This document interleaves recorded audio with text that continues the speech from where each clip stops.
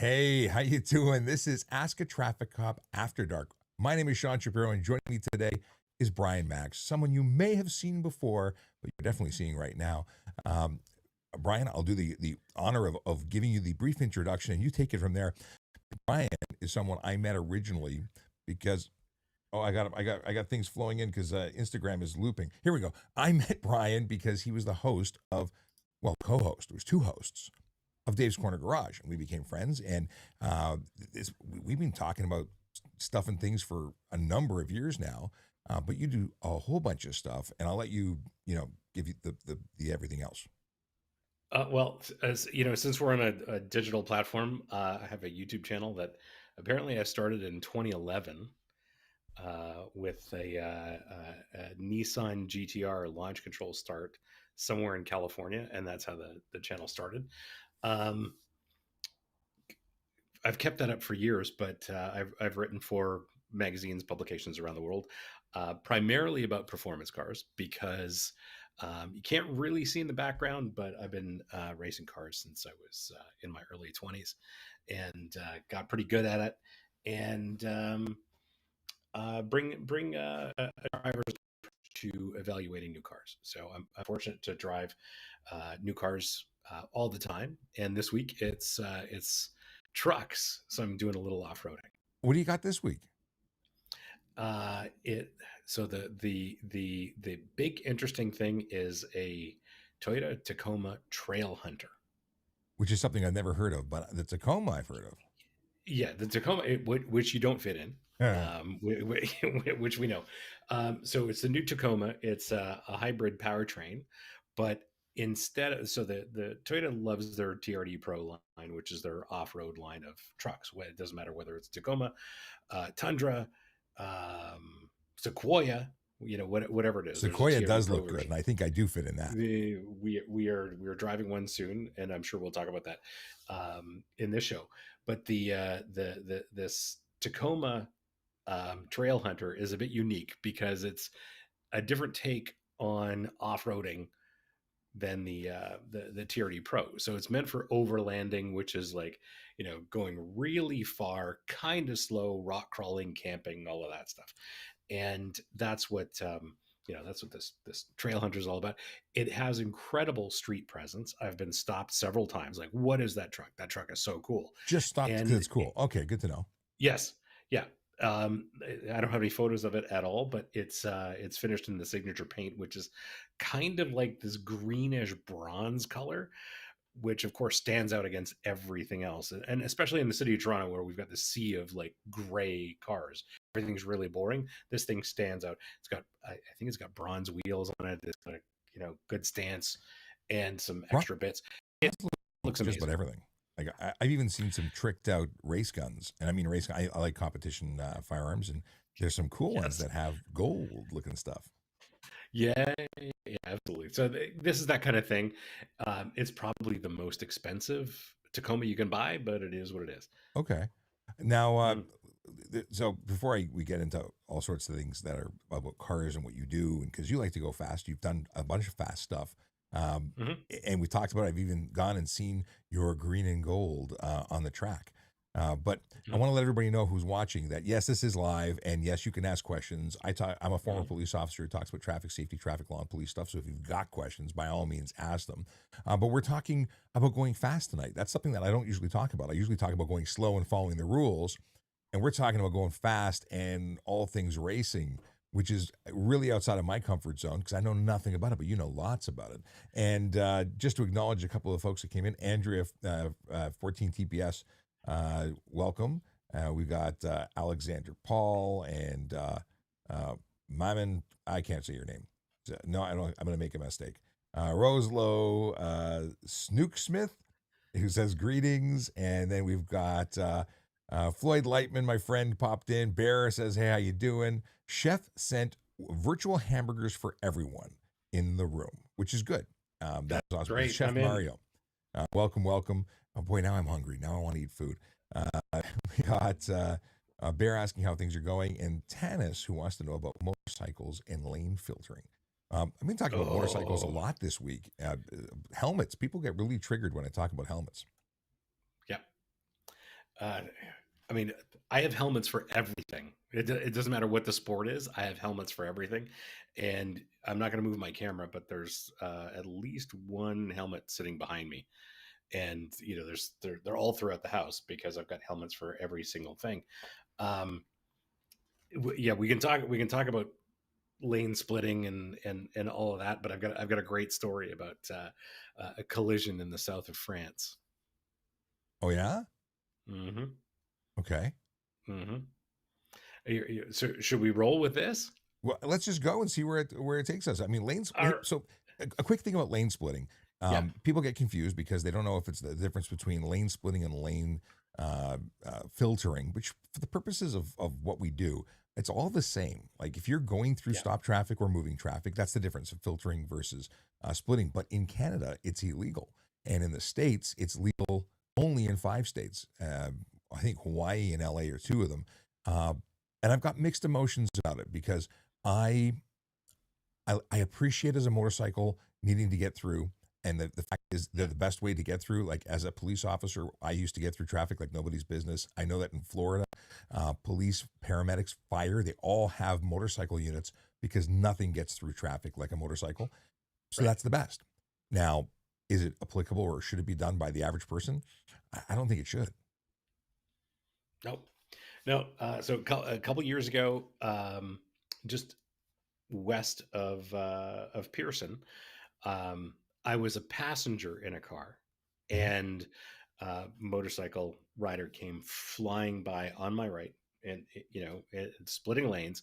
Speed differential was significant. It was probably a 50 kilometer hour differential, and I called it. I'm like, that guy's gonna end up hurt. And literally a minute later, we end up on the collision scene, and it was simply because somebody was changing lanes. A driver in a car was changing lanes, and they're not, especially in this part of the world, they're not anticipating motorcycles coming by with that kind of differential. And it was not a good scene because the motorcycle rider, his helmet was long gone, his shoes were long gone, and his pants were around his ankles. Bad things happen when you go flying through the air, land on the ground, and then slide for a little while.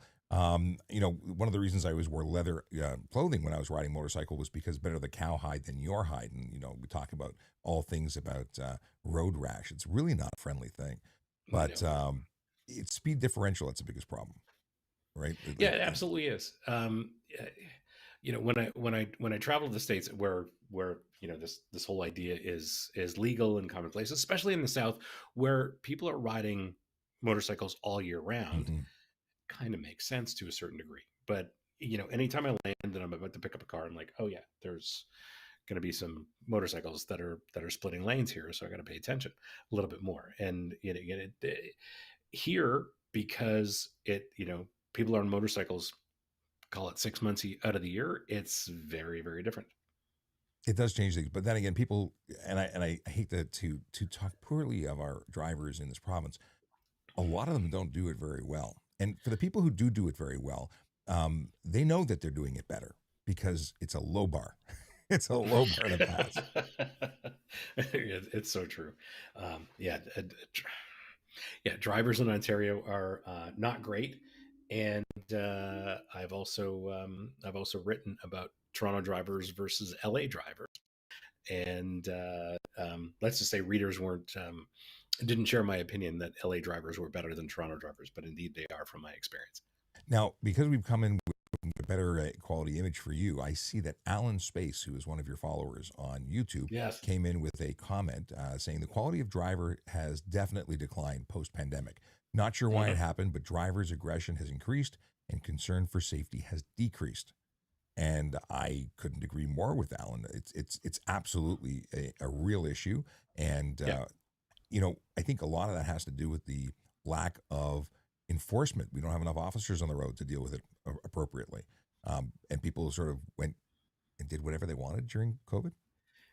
Yeah, there was a bit of that. I mean, everywhere I drove during that whole time, there were very few drivers on the road, and those of us that carried on driving, doing whatever we were doing, got to enjoy a lot of open space and all of that.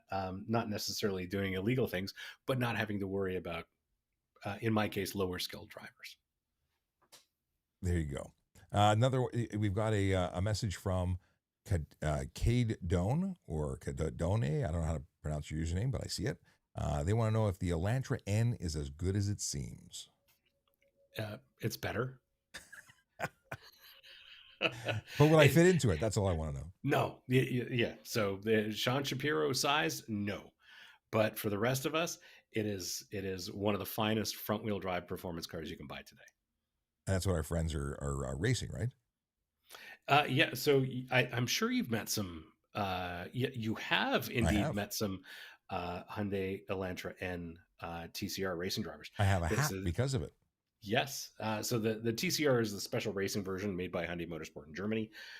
But the Elantra N is a road car, and it is one of the finest front wheel drive cars you can buy today. It is so good, and I love driving it. Awesome. I've not tried. But just to remind everyone who's watching, or maybe introduce for those who don't know how this works, because we've got a bunch of people coming in from your channel, and this is very much a live show where you can ask questions, you can engage and be part of the show. But we are talking about stuff and things. Now, I'm a former police officer who talks about traffic safety, traffic law, and police stuff all the time. In fact, I do it 5 days a week, Mondays, Wednesdays, and Fridays at 10 a.m. And then Tuesdays and Thursdays, we've started doing this 9 p.m. thing after dark. See, where we get a little more relaxed, talk about different things. And we're talking about going fast, because that's something that Brian is really good at doing. And if you don't follow Brian, you should get him at Brian Makse and at Brian Makse on all of the platforms. And you can get me a voiceover cop on all of the platforms. The cool thing about this is that we're here to help you if you've got questions, and I've got different skills than Brian. Brian's got different skills than me. It's funny how that works. We can probably answer anything. Rocket science? No, maybe. No, probably not. But I did have a philosophy prof who was a former rocket scientist. Well, I've heard so many interesting things about rocket science lately. I know nothing of it, so I really am useless there. And it's a touchy subject. People don't like the Uber. Anyone dealing with rockets now is yeah. And you are not a fan of Teslas, not because of Elon, but simply because you're not a fan of the car.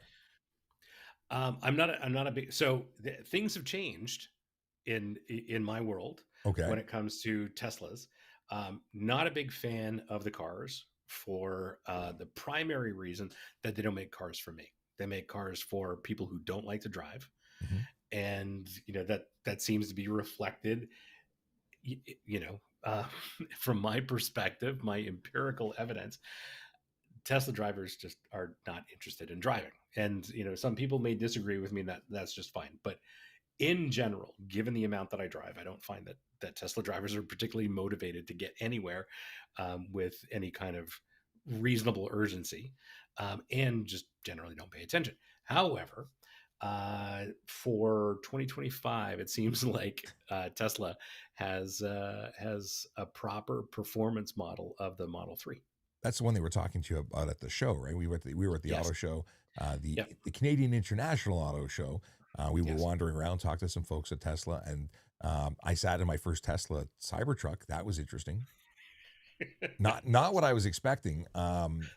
Not as big. I was really looking forward to an electric vehicle I fit into, and I don't really. It's not awe-inspiring. I put a deposit down when they first released it. I plan to get my deposit back. It's a great idea. It in 2024, it was the least enjoyable driving experience I had. Yes, you had very choice words about it. I'm being polite right now. I did not enjoy driving the Cybertruck. Yes. M says, I saw a hauling truck yesterday evening driving on the QEW with red and blue lights. Is that allowed? Red and blue flashing lights, and it was a hauling truck. There is an OPP police vehicle. I don't know if that's the hauling truck that you're referring to. Red and blue flashing lights would be a police emergency vehicle of some kind, or fire ambulance. If it was red and blue, where were the red and blue? I'd like to know more in order to answer your question. And Cassandra Bretka followed, and I appreciate the follow. By the way, if you're watching on any channel, please like and subscribe to all of our channels, wherever you're seeing us. If you don't already follow us, please do. It's amazing how many people pop in watch the show, but don't follow. And then you miss out on the other shows and other content because you don't hit that bell and get notified. Now, of course, I'm talking about primarily YouTube when it comes to hit the bell. But did you know that TikTok has a bell too? If you don't hit the bell and choose to be notified about lives, you don't know I'm going live. And then people come up and say, I'm so glad I caught you. Where have you been for the last 6 months? I'm like, I never left. Right, exactly. We got here Chef Val's. We have multiple chefs in the room. What does one do if they get their home broken into for their car? This is very, very touchy subject, especially in Yeah. Toronto. Now, if someone wants your car and they're willing to do anything to get it, my suggestion would be give them the car, because your car is insured. It will be replaced. It will be terrible. You will lose money because insurance doesn't nearly replace enough. Like you are suddenly in a loss position because they'll replace it based on what they'll pay out for that year and vintage of vehicle. And buying a new car with a new interest rate may be more expensive. So you're going to get screwed, no doubt. But getting hurt is not worth it. That's where I'm getting at. It's about theft. It's not theft reduction. It's not avoiding the burglary, the robbery at that point. It's about surviving to live another day and buy a new car. Mm-hmm. So, sorry, I was just going to continue with the whole keys at the front door thing, which really it was misinterpreted and misreported. Yeah, so there was a lot of media, but the top line interpretation was that the Toronto police basically said, let people steal your car. And to some degree, like, I took my concealed weapons course when I was living in Florida, and the big question was, if a guy's in your driveway stealing your Lamborghini, can you shoot them? And the answer is no, you can't. So what do? You can try and wrestle them out of the car. You can get into a thing. You might get stabbed or shot. Is that better or worse than letting them take the car? My opinion is I would not give my life for my car. I would give my life for my children, but not my car. So whereas if someone's coming in to harm my family, is a totally different scenario than if we're talking about stealing my stuff. My stuff can be replaced. It's just stuff, even if it's a Lambo. And if you're leaving your Lamborghini parked outside, you've got other problems. Well, yeah, in Florida, I think you need to be in a fenced-in community with armed guards. It's a whole thing. But nobody likes this concept that people are getting away with car theft. I'm not happy with it. I'm not happy with crime at all, in general. No. But, and in my neighborhood, it's there are certain brands that are easily stolen that are still getting stolen. My neighbor across the street from me had their vehicle stolen. Like, I had police knocking on the door looking for video. One of the things you need to do is reduce, and this is actually I think this is the very first thing we talked about when I joined your show when you were on the radio, which was probably. What can you do to prevent car theft? And it's about making your vehicle less attractive to would-be thieves. It's about, adding a kill switch that's hidden, or it's about putting that 90s era club on the steering wheel, or any of the new fandangled versions, whether it be electronic or physical. You want to make it look like it's harder to steal. So they go to your neighbors and steal theirs. Yes. Because you know what, in 3 houses down, they're going to find another Honda or Toyota or Land Rover or Range Rover that they can steal. But sadly, if you have nice things, people target you. And if you make it more difficult, like if they can't steal it with just taking it, they're willing to kick in the door and come find you to get the keys and the codes and whatever. So that's where that whole leave the keys in the front door is. If they're willing to come in and harm you, and people are being, having the keys taken away from them in the middle of the night at gunpoint, and that's the sad truth. So what's it worth to you? Yeah, exactly. I live in Midtown Toronto, and obviously I'm obviously not disclosing where I live for any reason, but good luck trying to steal anything of mine, because you're never going to find out where I live and all of that. But in this neighborhood, we've got multi-million-dollar houses, and they might have a single garage, like a single car garage at best. So the expensive Range Rovers and other things are sitting outside, and they're easily stolen here. But I mean, we've heard about people connecting, bringing tow trucks. Like they'll rip open your. Like if they want it, they're going to get it. And that's what I'm getting at. Like the locks are to keep honest people out. That's the thing. You know what? You Yeah, know what? that's so true. And the truth is, they're not just looking for high end cars. Your Honda Civic is a great car to throw away when they're going to rob something else. So, no one is truly safe from car theft. You still have to do some work. Video is a great deterrent, like video cameras everywhere. Great lighting is a great deterrent. Dogs are possibly the best deterrent. When people start messing around with your stuff and a dog starts barking, nothing says get out of here faster than a woof woof. Well, except my dog who wants to lick everybody. Well, you just got to somehow train them to think everybody's meat. Well, I mean, he sounds very aggressive, but he just really wants to lick everybody. Tanis, who asked about lane splitting earlier, followed up and said the roads are terrible in Ontario. People think that Ontario drivers are intoxicated when they're just avoiding potholes. Okay, that's fair. Well, I pulled over people for doing that, and I've also had been behind some people who were just, they had such low. Their cars had been modified so low that a pothole would have beached them. Like they had to go around them, and they were, of course, looking ridiculous. There are some limitations. Like I were some things I wouldn't do to a car. Like what? How low is too low in your opinion? So it's, for me, it goes to function. Like the suspension has to function first. How low it sits is entirely secondary to how the suspension works. And that's a 6-hour conversation, but the suspension has to work. And the suspension is doing two things. Fundamentally, it is controlling the shocks are controlling the body movement, and they're also controlling the wheel movement. So it's a very, like, the whole idea of shocks is extremely complicated, and there's some incredible technology there. But basically, the shock is doing its best to keep the tire in contact with the road, but also control the movement of the car's body at the at the opposite end of the suspension movement. If that makes sense. Well, yeah, the millions of dollars of investment into making the car magical and functional and comfortable and perform the way it was designed to, and then people muck it up and make it look cool, and that doesn't necessarily make it work good. No, and it's a conversation that we have on my YouTube channel all the time, because everybody thinks, oh, I gotta put bigger sway bars on my car. I gotta get shorter springs, and I gotta put these stiff shocks in. It does. They don't work that way, and the aftermarket doesn't have the resources that a car maker does to make sure the suspension is supposed to work the way it works. So you mean that when someone pulls into a driveway, they shouldn't have two wheels off the ground? Have you seen those videos? I mean, I've seen it in person Yeah. where someone like tries to get up to the Costco and suddenly they're balancing on two wheels. Yep. And I mean, there are some cars that come from the factory that will do that sort of thing, but it's an extreme case. There's no point. I mean, at the end of the day, no matter where we are on roads in North America, the road surface is so bad that we need the suspension to work. And this whole idea of lowering cars and making the suspension stiffer just doesn't work. And speaking of which, Chef Val says that they've had severe damage due to driving over city potholes in Toronto. And you must know this, Brian, but the city will pay. You can actually apply to have reimbursement due to damage from their, poorly maintained roads. Yeah.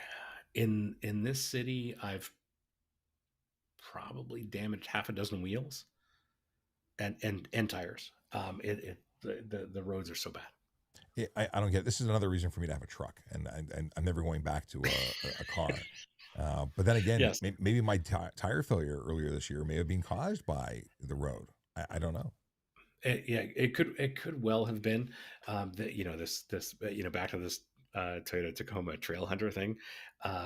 It's got these amazing tires and an amazing suspension. Potholes, curbs, and speed bumps seem to matter to this truck. Nice. Cassandra Bretka says, congratulations, Sean, on your retirement. Thank you very much. They had a fist bump icon. Brandon came in and said, hello, Sean, Brian, and all. Hope everyone had a fantastic day. Can't even read that anymore. But appreciate you, Brian. Brandon, my apologies. Brian is here. Brandon is there. But he has a question. He says, Brian, what do you think of the Mustang Dark Horse or Corvette Z06? Can't comment, and for various reasons, I just haven't driven either of them. So No kidding. yeah, so I've driven different variants of the Mustang, not the Dark Horse, and I've driven different variants of the new Corvette, but not the Z06. Someone popped in here. F King Trucking says, "Is this actually live?" Yes, this is actually live. Yeah, it's really live. It is truly live. We are live, and they're on YouTube. They're on my YouTube, uh, and we're actually simulcast. So we're not only on the Voiceover Cop YouTube, we're on the Brian Makse YouTube, we're on TikTok, we're on X, we're on Instagram, we're everywhere. And if you got questions, uh, let's hear them. I want to know what you got, whether it be about traffic safety, traffic law, police stuff. But then Brian is a car guy. He is a race car driver. You've taught racing. You are a principal in a racing team. You review motor vehicles, cars, trucks, fun stuff that goes fast, that goes off road. But you've even BMX'd like a lot. Yeah, as a child and as an adult, I've raced BMX bicycles, so I know how to handle a bicycle and jump through the air and all that nonsense. Stuff I don't want to do. My knee. I don't even want to think about flying through the air. I did that enough in my motorcycle collision to Well, last me a lifetime. yeah, absolutely. The problem is because I've been doing it so long, I still love it. I'm sure. Absolutely. Listen, I used to ride my bicycle everywhere. In fact, when I was 15, I had the option of buying a $1,600 bicycle or getting a car, like having money for a car the next year. And Right. I chose the bicycle because I used it every day. So when the Yeah. cycling community gets on my case about talking about laws surrounding cycling, I actually am a cyclist, or at least was Yes. one. Now I'm a motor assisted or a battery assisted e-biker on occasion. Right. Yeah, I changed it up a bit. We've got some Steve Chin coming in on your channel has a question. He says, "Hi Brian, which did you prefer, the BMW X3 M50 or the Mercedes GLC 43 AMG that you just reviewed? By the way, I left work early to catch this." Okay. So Steve asked that question earlier on the YouTube channel, and I promised that I would give it some consideration. I gave it a fair bit of consideration just in case he showed up. And for the audience, he's talking about two sort of smaller to mid-size performance SUVs. So the BMW X3 M50 is their next to top of the range sort of performance oriented X3. It's the second from the bottom or third from the top in the BMW range, and the M50 means it's got a powerful motor.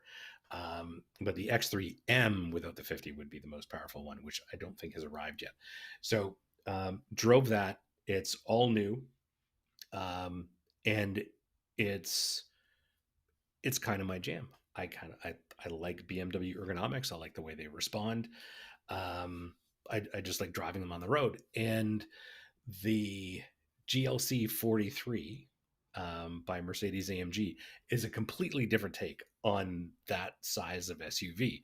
So it's got an electric turbo, Oh, which is the first time I've ever driven anything with an electric turbo. this is the one you So pop by my house with? yes, Okay. yes. So it's the base engine is a four cylinder. It is a mild hybrid. Then it's got the electric turbo, and the electric motor spins the turbo up far before and much faster than the exhaust gases So would. zero lag. There's no lag. It doesn't exist. And they say whatever it was, 416 horsepower. It feels more like 500. It's incredibly quick just because there's no lag. There's no lag from the turbo. There's electric motors going on. The thing is incredibly quick. And this whole idea, the why I dig this, and it's more of an intellectual thing, is because the electric turbos come from Formula One, which I've been kind of waiting for the longest time. And the first time I experienced it is in an SUV. Oof. I don't. Do I need that power to get around Toronto? I mean, it's nice to have. This gets to a whole question of, what do we need all this power for? But I do like it. I do like having to get It's up and go. the thing about this GLC 43 is that it's very refined. It's not like launching a muscle car off the line. Okay. just goes. See, It goes. I'm very conflicted. I love muscle cars. I love power in powerful vehicles. And then I have my policing hat that I put on. And I go, but you shouldn't go like a kilometer over the speed limit because that's wrong. But it goes, and I'm very conflicted. This is an interesting episode for me as I reveal the fact that I would take it to the track. Well, I mean, we are talking about, sort of 400 horsepower SUVs, which nobody needs. Like, there's nobody, uh, 400 horsepower SUVs are just not necessary in any way. Well, 200 cool. horsepower, that's totally fine, but 400 horsepower, no. So, to answer Steve's question, um, I don't know if I have an answer yet. Okay, I'll let you I yeah, percolate. yeah. I like the BMW for the ergonomics. BMW sort of speaks to me as a driver, and they just work when I'm sitting behind the wheel and that sort of thing. But the AMG is like super cool just because of the tech. And would I fit in either one? No, Okay, good to know. It's not even in the back seat. just take it right off the list. Yeah, Not even in the back yeah, seat. There are yeah. very few cars that I fit into and am comfortable in. I told you about my experience in a Mustang recently. Like I was prepared to get out and leave it at the intersection. I hated being in that car so much. Hmm. It was like no. I'm just no, didn't work. Hmm. Uh, for various reasons, but didn't work for me. Once I forgot about it and got into driving, it wasn't bad. But if I was focused on how small the passenger compartment was and how limited the movement was, I really got uncomfortable. Yeah, Um, it is not a car for Sean. Not a Sean car, no. Floyd says, I get upset watching people park in a handicap spot. The person didn't display the handicap parking ticket or pass. Yeah, that's gross. Hmm. My mother had mobility issues, and if there was any option other than a accessible permit spot, she would take it. Would not, because she said someone needs it more than me, and didn't matter that she was in a wheelchair. Someone needs it more than me. It was only a situation of using it when it was an absolute necessity. I agree with that. If there's a ton of spots, you take the one that isn't marked because someone's going to show up and need it and they won't have access to it. So yeah, it drives me crazy. I will tell you that the Toronto Police has a dedicated parking enforcement unit that focuses specifically on those violators. So if you see one of those, call it in. And occasionally somebody forgets to put the pass on the dash, but more often than not, it's because someone just doesn't care. Yeah, it's gross. Yeah, yeah. See it all the time. And then EMZ says, I've seen a few riding super close to drivers in front of them. Do you mean motorcycles riding really close to the bumper of the car in front of them? That is really not a good move. Although they have incredible braking power, bad things happen when cars stop and bikes don't. Well, as you know, Sean, cars and trucks have 4 contact patches. Motorcycles have 2, and Mm. cars can stop a heck of a lot quicker. Yeah, cars can stop quicker? Really? At least, at least the kind of cars I like to drive Well, yeah, you with race cars with because not race cars, but performance oriented cars that have sticky tires, wide tire section widths. They can stop far quicker than a motorcycle can. in a big difference, and while it's a weight thing, because generally speaking, I would say motorcycles are better because they're so light. A 400-pound bike stopping is like, but you have to have a rider who's paying attention, who knows what to do, and Yes. more often than not, the best thing to do on a motorcycle is brake and avoid, not brake and stop. That comes to driver training in all cases. Mhm. But it's very curious. I don't know the answer, so I leave it to you. If a high performance car stopping versus a motorcycle, you may be 100% right. I can't challenge you on it. I don't know. That's okay. And yeah, you're absolutely right. It comes down to rider skill, and when it comes to cars, anybody can just stomp on the brake pedal in a car, and the car will stop quickly. Completely off topic. Baljeet Grual says, when is Union Station going to open? I have no idea what we're talking about when it comes to Union Station. It doesn't have tires. It does have, it's a station trains. Trains roll, kind of interesting. Bullet trains. Have you seen the Japanese trains? Yes, I've been on them. Really? I have not been to Japan Mhm. yet. I do want to go. My business partner is in Japan right now, Mhm. probably on a train circling, the countryside. I want to go to Japan just to go on the trains, and my kids want to go on the Hello Kitty train. Not my first choice, I but they want to go on I it. have not seen the Hello Kitty train. They have themed trains. There's a YouTuber that went and went on a run. Like he just got on train to train to train to train, sleeper train, not he tried them all. So we were fascinated by this video, and now we want to go to Japan to be on a train. Which reminds me of there's a British guy who's on YouTube who's fascinated by trains. Like he loves them. He's funny to watch. Howard Wexler says, "Love your show. Wish we had this in Quebec. What we need is an officer from Quebec to jump onto the show, and then we make it interprovincial. So if you know somebody, tell them to reach out." Floyd Lightman says, "Ford Pinto or Grand Fury Yellow?" We're talking Both old of school. Yeah, both of those are before my era, so I can't comment. Listen, Ford Pinto, I think the biggest problem with those is when they got rear-ended, they went kaboom. Because that's what they were known for. Yeah. And You know what? I don't.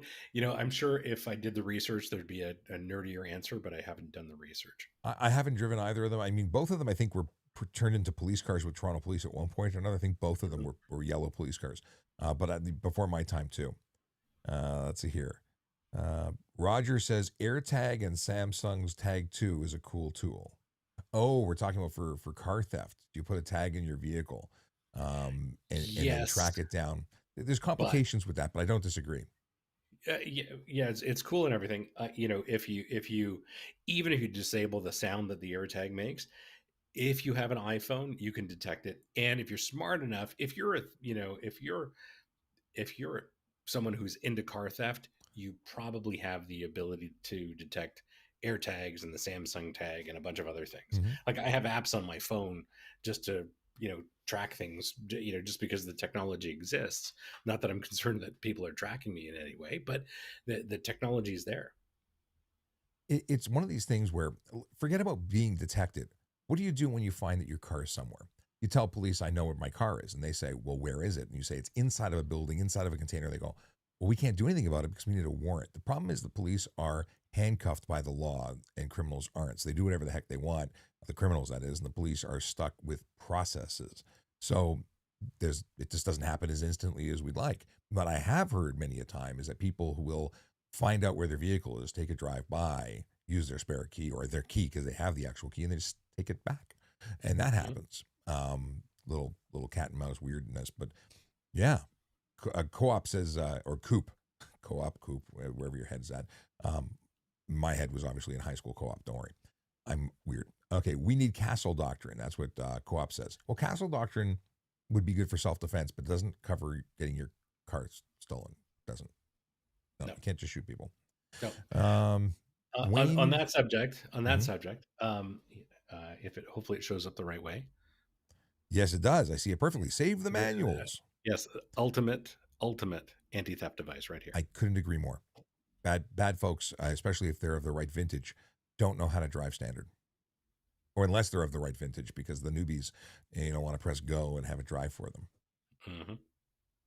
I do stickers. I've got a new sticker that I've got to get produced, and that's for my for the Traffic Jam podcast. I've got a cute logo. I'd say it's cute. It's not cute. It's not menacing. It's a cute logo. Right. Oh, and before I go too long, I really want to talk about something, and we'll get back into other stuff and things. But I was telling you about an app that I'm running, and that's why I picked up my phone and I went, "Oh, the app, Safe Roads." Yes. This is the. Oh, it's loading up. It's the. Oh, there it is.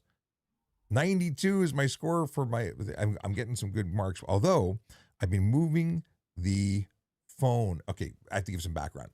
This app is an app that tracks the movement of your vehicle, or the movement of your phone, and based on the movement of your phone within your vehicle and checking it against GPS and whatnot, it determines your acceleration rate, your how you're taking turns, your braking rates, and it determines how safe you're being while you're driving. It knows if you're speeding, it knows if you're using your phone while you're driving, and it's giving you a score. It's a video game that you play by driving around doing your normal thing.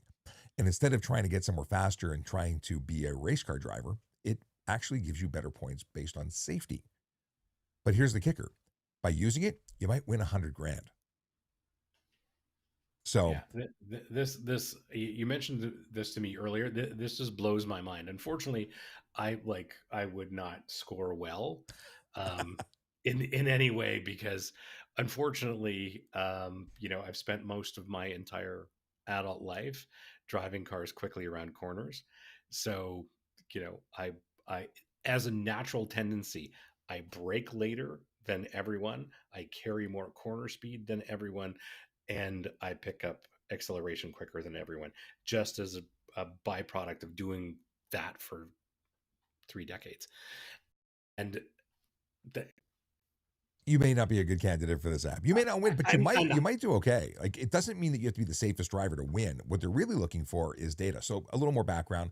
okay. The Safe Roads Challenge is an app that a company has produced, and they are in the business, I guess, of making roads safer and developing and gathering information about drivers. And I mean that by way of the way people drive, not your personal information. And the Great Canadian uh, let's see here. It's the Great Canadian Driving Games is done in cooperation with TURF, the Traffic Injury Research Foundation. And what they're doing is they're running this game from March 14th to September 14th, and you can join it at any time. You don't have to be on it for the whole time to win.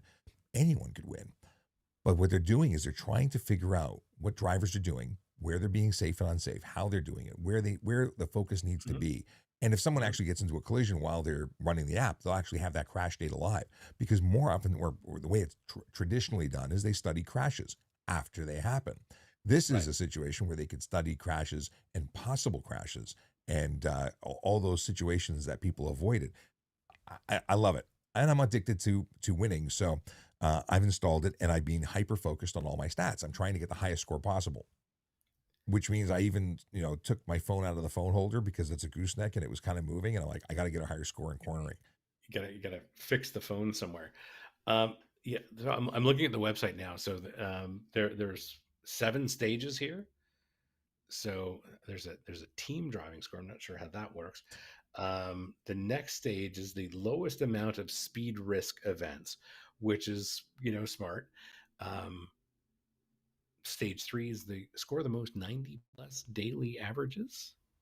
So yeah, for consistently driving and scoring in certain areas, like one of the criteria was like being where is it the challenge here? You can see the weekly mission. So take 3 trips with a swerve score of 75 or higher. So if you aren't swerving, you're getting higher scores, and by doing that, you're entered into additional challenges because you can win prizes along the way.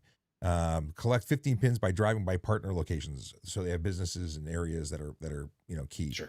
and then just by participating in stuff, and they're going to be sending up videos in the app. They don't send it directly to your email box; they send it in app. But I'm on a 5 day streak. I guess I've been using it for 5 days now, and I can see down to how many points I got on each drive, what I did in each drive. Like, can I zoom in on this? No, because it's in progress. Um, Maybe there's one here I can score. No, no, I'm in the wrong button. There's so many windows here. In any case, I'm loving this, and I'm challenging everyone watching. Install the app, join my team, and then see if you can beat my score, because that's the score to beat, I think. Yeah. Yeah. I can't do that. I would come nowhere near close to your score, but It would be fun to see where um, you end up. It doesn't hurt you. It doesn't go I to the police. It doesn't no. go to insurance. It doesn't go to anybody. It's Yeah. just for your own data. Just Yeah. saying. Um, I do think this is interesting, and to be fair, in the city of Toronto, it is impossible to try and get anywhere faster by driving faster. It Hmm. just like anywhere quicker by driving faster. It simply doesn't work because there's too much traffic. They're it Vic R. I gotta just jump in for 1 second. Vic sure. RS5 says, "No, no, no, don't do it, guys." Well, um, I may not install my car insurance company's That one I would not do. dongle. No, that's probably a bad idea. But I never drive my So cars anyway. it's funny. This one hits different. Like, this one I know where it's going. I know why Yeah, it's going there. It's yeah. totally different than your insurance company determining how much they want to jack your rates. No, and I appreciate gamifying the sort of daily driving experience, because it is impossible to go anywhere quickly by stepping on the throttle or trying to carry more speed through a corner. It simply doesn't work in this part of the world. We've got a The GTA is, you know, end to end. What are we talking, like 60 kilometers, 70 kilometers before you sort of break free of the city at either end. And um, you can't go fast anywhere in that zone. It simply doesn't work, and yet people still do. And the fundamental problems with that is the roads are not maintained for higher speeds than the roads are rated for. Number one, cars are not maintained very well, and then we've got the factor of driver skill. And unless you're me driving a perfectly maintained super fast truck that can absorb all the bad road imperfections, you're not going anywhere. And at this point, that's where I can say, focus on the drive, enjoy your time. I love going early, listening to a Mhm. podcast, relaxing. Being on time is really being early. Not this showing up right on the wire or being stressed about making it on time means you didn't plan in advance. Just a couple of shout outs. Kayla Draconis came into both of our channels to say hey, and Mhm. that is awesome. He's a longtime listener and friend of the show. The daytime show, the nighttime show, the everyday show. And then we've got a whole bunch of people talking about many things here. Uh, Okay. Jay Kier wants to know, hey guys, legally, is there anything that I can do when a repair shop keeps throwing parts at a repair, hoping to fix it, and keeps charging you each time? So this is the testing their way through solving the problem on your dime. Yes, exactly. I don't know what the legal considerations are, but all of that is bad. Um, and what it comes down to is having a shop or a mechanic that you trust. And thankfully, because I've been in this world for a long time, that's not a problem. But it's very hard to find if you're not part of that world. Um, and there's a lot of unscrupulous shops out there. Oh yeah. I'm lucky. I was in a limbo situation. I had found one a number of years ago through a friend referral. Love the guy, but he's so busy and he works on certain days and not others. So I had to stop going there, and it was very inconvenient for me based on where I moved to. Hmm. And when I was close by, it was easy peasy, but it doesn't work for me anymore. And now I've got I tend to frequent Barry because of the King of the North auction, which we both spend way too much money at. But King of the Yes. North is in Barrie, so now I've started looking at businesses that are there since I'm already there. And I was referred to a fantastic mechanic who is not far away from the auction house, and he's awesome, super honest, really accommodating, and I can go there and chill out while he does quick jobs. And he's even had a situation where he says, "I can't fix that, but I'll tell you who can," which is the most honest thing I've ever experienced when it comes to a mechanic. Because more often than not, Yes. they'll say, "I can do anything," and then they'll take it to somewhere else. Yeah, that's exactly what they do. And even your favorite car dealer, as we discussed about your car, will sub jobs out. You know, it's funny. I remember when I had a Ford pickup truck, and I wanted to get the spray in liner. I installed a dash cam when I first bought the car, and I had to come back to get the spray in liner. Well, I had video of the douchebags running my truck up Young Street at Mach 5. Like they were driving like idiots, and I had great evidence of it. Yeah, That was an yeah. interesting conversation with the folks at the dealership. Oh, I'm sure. I And don't think they and liked it you're when I published it to YouTube. did you do that? As far as I can recall, it's on YouTube. May still be on YouTube. Excellent, excellent. I love that. Different channel Um, though. right, exactly. But you're not the first to experience that, and you won't be the last. And a lot of modern cars now have dash cams as well as interior cams built in. Oh, yes, Oh yes. it's the way it should be. Hmm. Here's a question from Wayne C. If you get caught speeding in the U.S., South Carolina, for example, will that get added to our record in Ontario? Reciprocal agreements are generally required. Border states do have those in place. But with the internet, things have really changed. I think more of them are reporting than ever before. So I would assume that it could be reported and never assume that you wouldn't be. But if you're considering whether or not you should pay the fine, let me give you this example. If you're ever that way again, like through that way, it's a good way to get arrested because they don't take kindly to someone who doesn't pay their bills when it comes to fines. You would have a suspension in that state if you didn't pay, and then they would arrest you and take you to court to deal with it. Yeah. And they'll deal with it at their convenience, not yours. Oh, and I can tell you, I have friends who have been taken to court in handcuffs for speeding because 20 miles over the speed limit in some states is a felony. Oh, I believe that. There's one state you should never speed in, and that is Virginia, ever. That's the one. Yes. And Yeah. I had a conversation with the officer who was there. I was at home, but I got a call from someone saying, "Hey, I'm kind of in a jam," and it was an interesting conversation. The officer sent me a patch. I sent him a patch too, but didn't help my buddy with his ticket. No, Uh, no. And the funny thing is, there's a beautiful racetrack in Virginia oh that yeah, I've raced at a couple of times. Yeah. Right. The funny thing is, you have to drive through North Carolina to get there, but it's actually in the state of Virginia, called Virginia International Raceway. Lovely, lovely place. that's something I've never been into the racing game, and with the size of the race car interiors, I'm never going to be. But I do appreciate the sport. Well, we'll get you to more races, and you can experience it a little bit more. Maybe not drive the race cars, but at least understand the sport a little bit more. For sure, for sure. Our friend F King Trucking, trucking question: how are roadside inspections considered safe? This puts everyone at risk. I make sure I have reflective tape over my mud flaps. I don't know what we're talking about specifically. I get you're talking about inspections. Do you mean when a police officer pulls you over or an MTO officer does an inspection roadside? Is that what we're getting at? Uh, the deal is that police officers, anyway, I'm not a commercial motor vehicle inspector, but many of my colleagues were or are, and they are looking for the major defects. They're not looking for everything. They're looking for the broad strokes. I would think like they, turning your wheels from left to right and looking to see how much play you have in the steering. The major defects. There may be more serious things and more qualified people who do other things, but that's what I was always experiencing. Why are they doing it, or how are they doing it?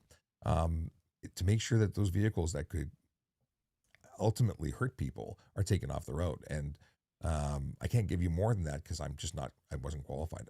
But doing those things, they are legally permitted to do them.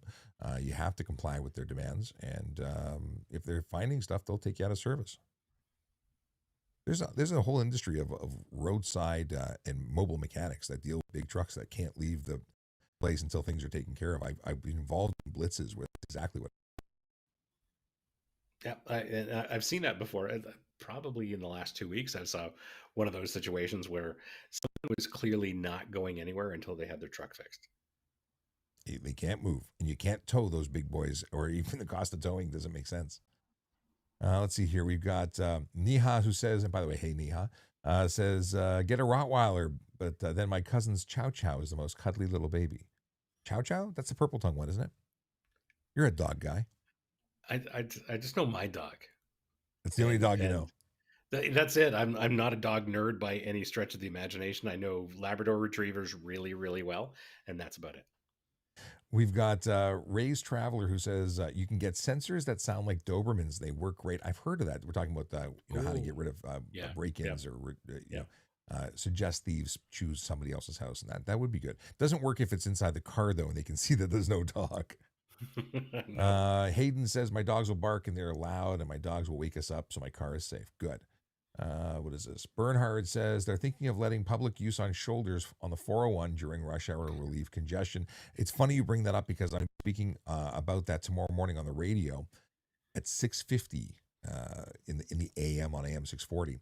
And what do you think? Should we make the shoulders a great place to drive? So, as someone who's a highly skilled driver and observes the skill of other drivers in various parts of the world, this is a really bad idea, especially here in Ontario. Yeah, there's all sorts of wrong that can go. Yes. And it already happens. I mean, for example, in the DVP where you've got whatever it is, the go bus lane, Yeah.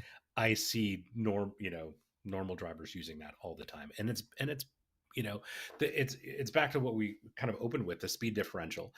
It's problematic because the differential in speed between the cars that are going slowly and the cars that are traveling quickly on that shoulder, and the cars that are moving slowly aren't anticipating the speed of the cars that are moving quickly on the shoulder. It just is. It's so problematic. It's not a great idea. It is. I don't want to get into politics, but it's just a trying to solve Appease. appease appease political opinion more than anything else. It doesn't. It's not going to solve any kind of problem, because at the end of the day, there aren't a you know a lot of the well-traveled routes do not have shoulders that are suitable for this without massive modifications on those freeways. It's a recipe for disaster. And what happens? What happens if we stack more cars in, another lane on either side, aside from the fact that police and fire and ambulance barely get through now? So where do Yes. they go? Because drivers are clueless, and I hate to use a wide brush, but horrible. You have to get your phones out of their hands just to see the sirens, or hear the sirens and see the lights. So I think there's a tremendous issue there. But if you stack two extra lanes on the highway, where do they go?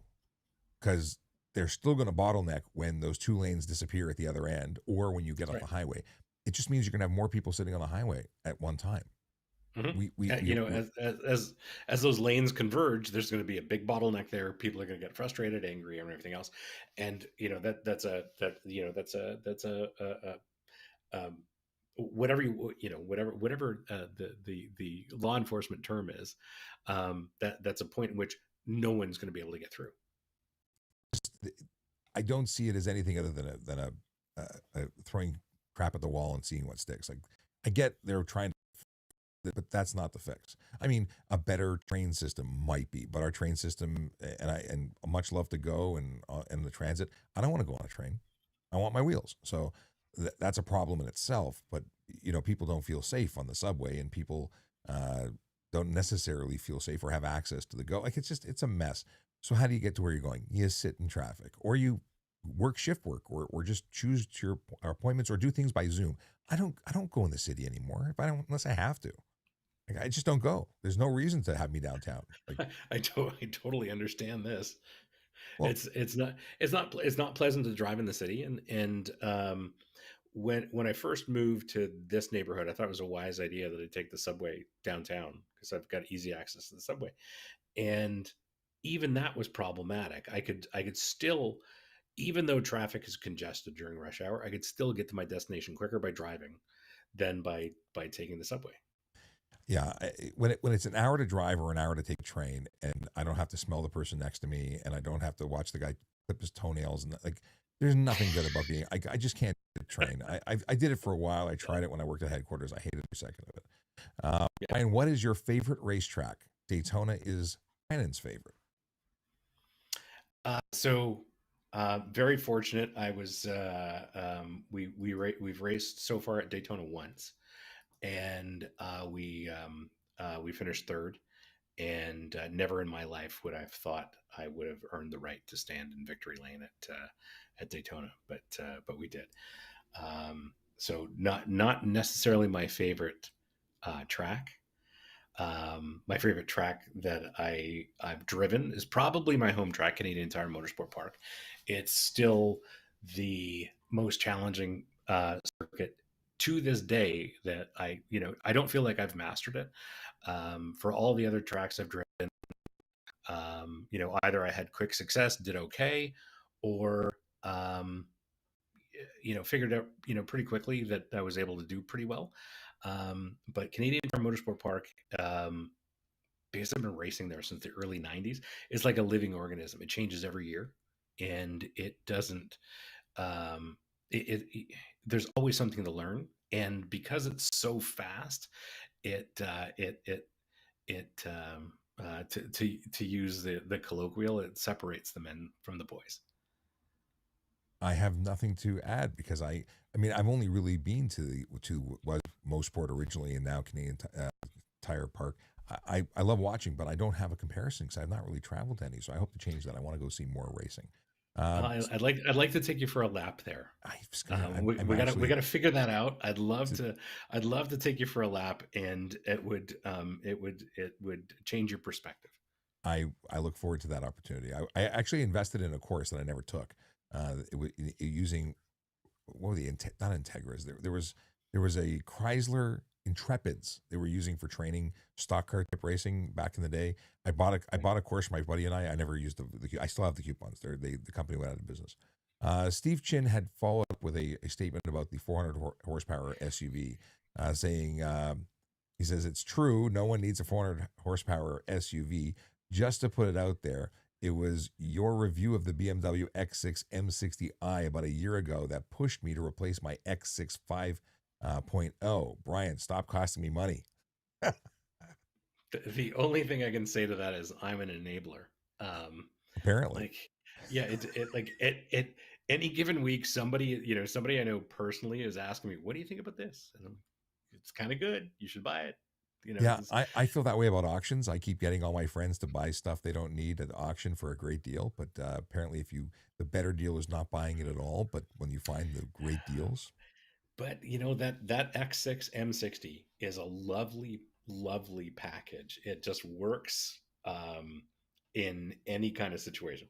Incredible power, great handling. You can use it on a day-to-day basis. Kind of ticks all the boxes. I haven't had, and this is a terrible thing, other than the vehicles I've been driving with you, Mhm. because, and just to tell people that I'm actually, we've been making some videos together. We haven't aired them, but they're videos that are in the process Mhm. of me test driving vehicles that Brian thinks I might like. Sean buys a car. That's the whole concept, and Yes. I'm limited because I'm a big guy, 6'5", over 300 pounds. I have a big seat requirement and to be comfortable and meet all the requirements of my family.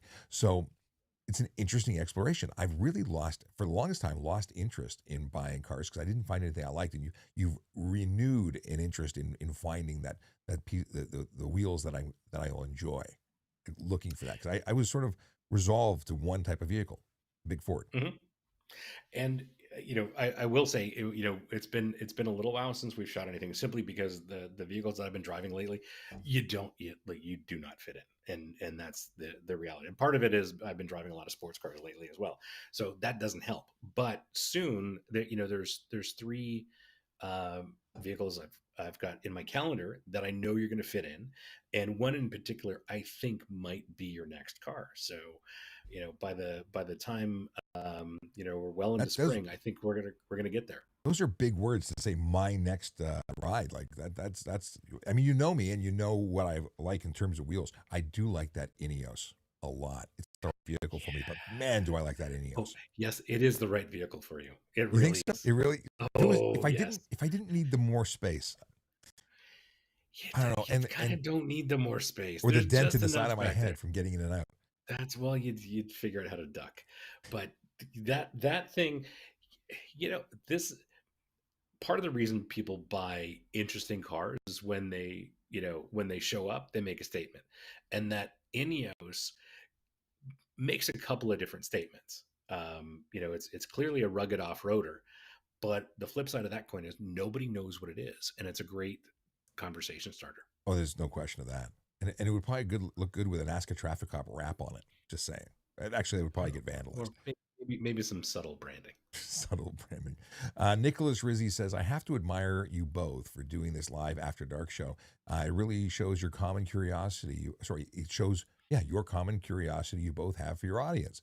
If this was happening during the day, the glare coming off of both of your bald heads would need to book a cataract surgery appointment. He's a comedian. He's not always funny, but he's a comedian.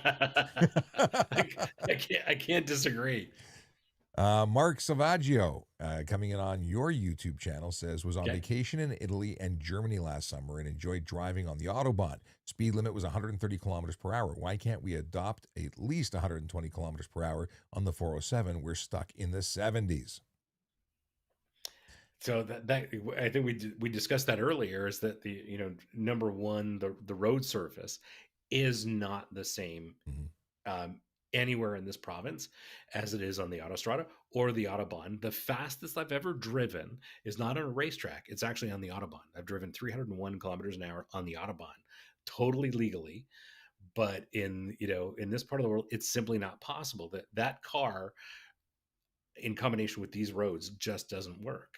And it's unfortunate, but there's a much bigger equation that goes into raising speed limits beyond what 110 that we have here in Ontario.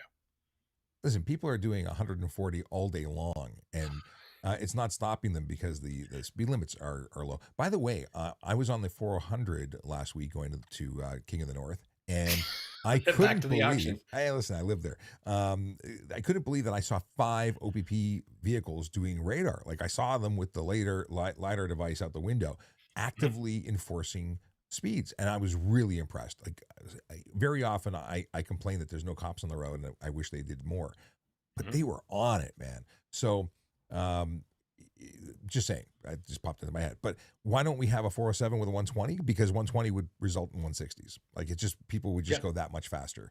Uh, Yes. and we don't have drivers like the few drivers that would respect the speed limits and do the right thing and be courteous and follow the rules. It's a very small group of them. The majority of people, I think, would just go willy nilly as fast as they could, and then they'd be wrapped around a tree. Mhm. Or upside down in a ditch, as they often do, and you know I think the majority of my viewers on my YouTube channel are conscientious and maintain their vehicles, No doubt. but that is not reflective of the majority of drivers. And it doesn't matter whether they're driving a 2-year-old BMW or a 10-year-old whatever it is. They're not that well maintained. The tires, brakes, suspension, just looking after the stuff, and in combination with the road surface, it's a bad idea. Yeah, and so we talk about tires and the fact that we are such an interesting seasonal group. Um, Hmm. I, the road surface breaks down. The tires people are running aren't necessarily the right ones. And then we talk about the autobahn. It's 80 to 130 on in populated areas, and they're heavily Yes. enforced. And the Yeah. etiquette that drivers show is phenomenal in Germany. I I drove love it in a driving in Germany. yeah, and I drove it in a like a 3-door Peugeot. It was not a good experience when I was being passed like I wasn't moving, but it is a an experience like no other when you actually get into a car and drive the autobahn. It is a learning experience for everyone. But if we did that here, I don't think it would work at all. No, and that's driver education, but also driving culture. And it's just we're too far down that path for that to turn around without any serious effort. I've got a video on my YouTube channel about driving literally as fast as I could on the autobahn, on an unrestricted section of the autobahn, in a right-hand drive Aston Martin, by the way. Ooh, And in that short clip, I was the fastest one on that section. No one really got in my way, and I was able to hit VMAX for that car. nice. We've got Mark who follows up. Same commenter says interesting thing on the Autostrada. They have photo radar and capture your speed at 2 points and average out your speed. They do that in England all over the place.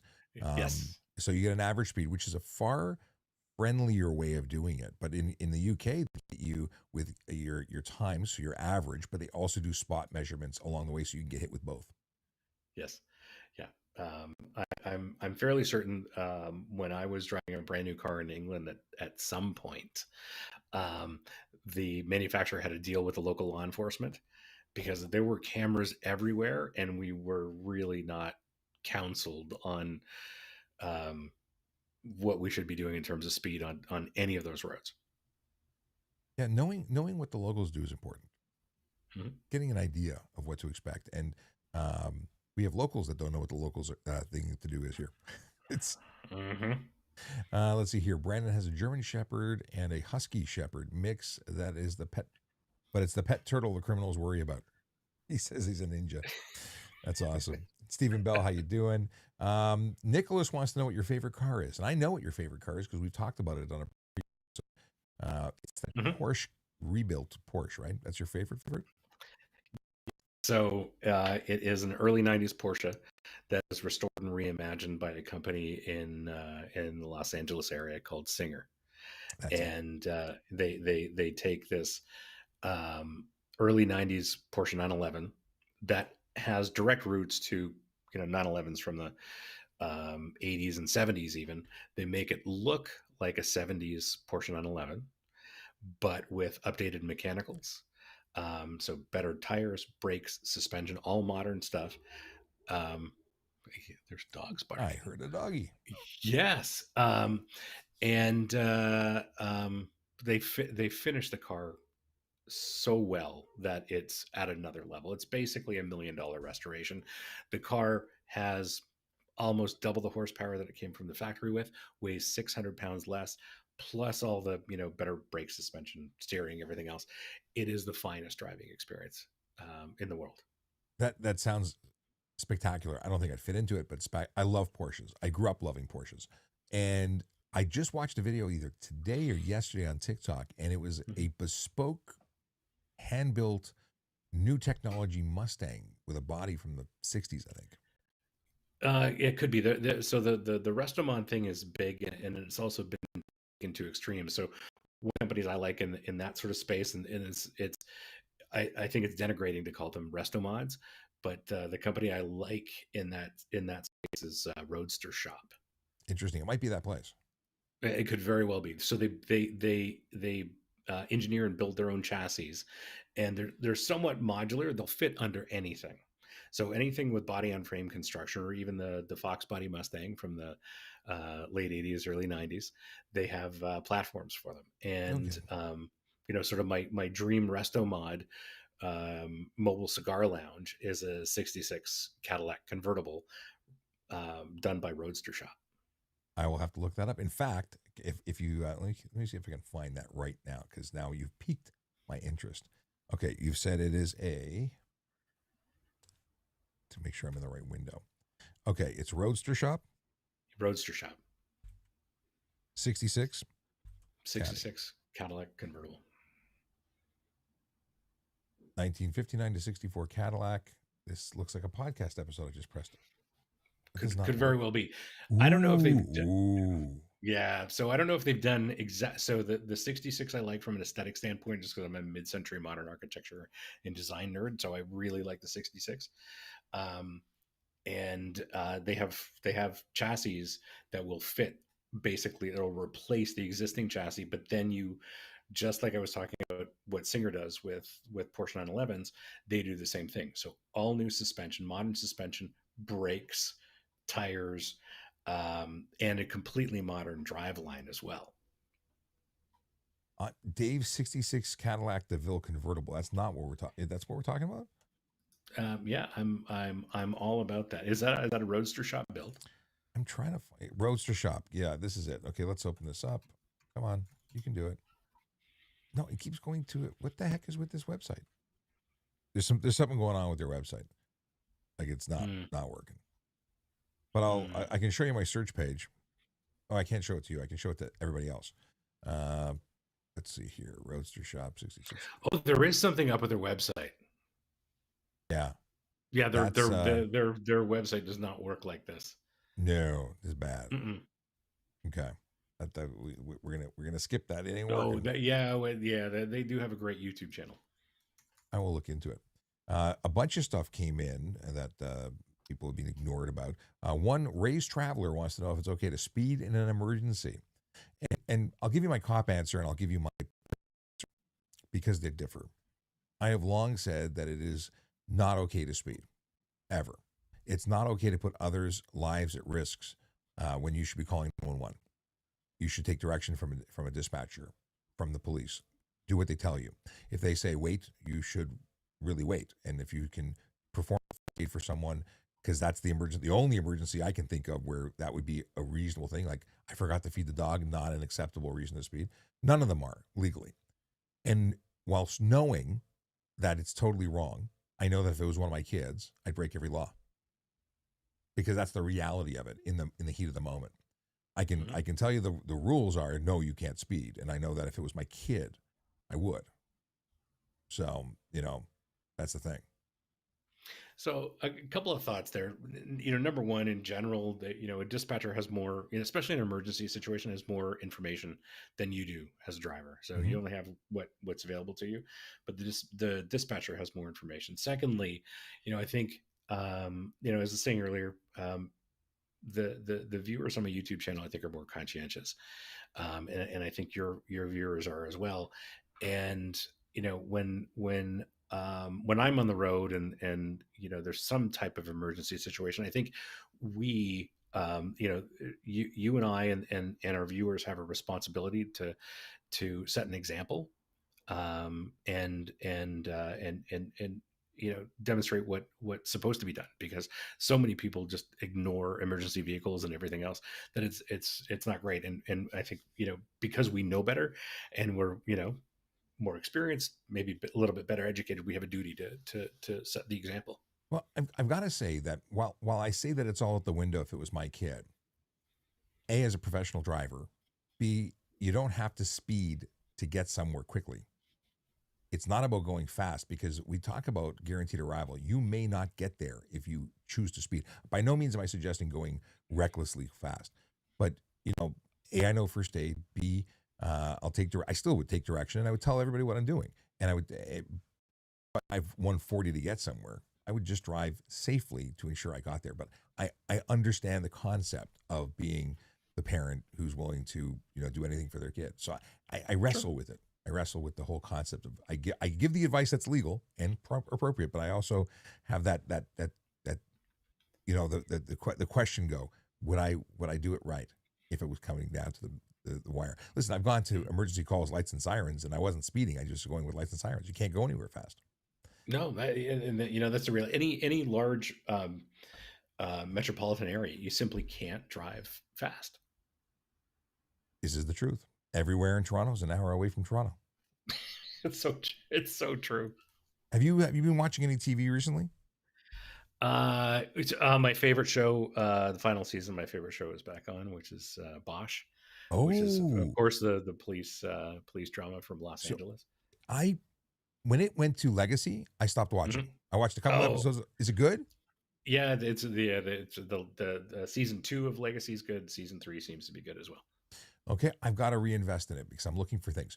Now, on the topic of television, 1923 was it? That was most. Have you watched any of the Yellowstone? Did we talk about this? None of the spinoffs, just the OG. Love I love all of the Yellowstones, but I watched the ending of the most recent one, and I love the comments that people are putting. My favorite one, my wife shared with me. It said, "Tyler Sheridan, you'll never hurt me again." like because that's why I read that and I laughed out loud, because these are like they rip your guts out. There's you get so invested in them, and then bad things happen, and it's shit. But whatever. I think he learned some lessons when he acted on Sons of Anarchy, because Kurt Sutter wrote some really nasty stuff as part of that series. I liked the first couple episodes or the couple of seasons of the Sons of Anarchy, and then they got silly. I also didn't like that they were all driving factory Harleys without any modifications on them, because that's what the one percenters do. They clean brand new bikes, never modified. Yeah. Honda Mig says, do you think we should have the same DUI charges as Texas, where if the DUI driver kills a parent, they are forced to pay child support? I'm all for that. That's awesome. If you hurt someone because you're driving, I don't care if it's for emergency, if it's for impaired, if you hurt somebody else based on your driving, I think you should be on the hook 100%. Be the parent that you destroyed, or the family, and fix the family you destroyed. You can't fix it. It's forever. But I like that. Jasdeep wants to know if crossing the white line on the highway is an offense in Ontario. So here's an interesting thing.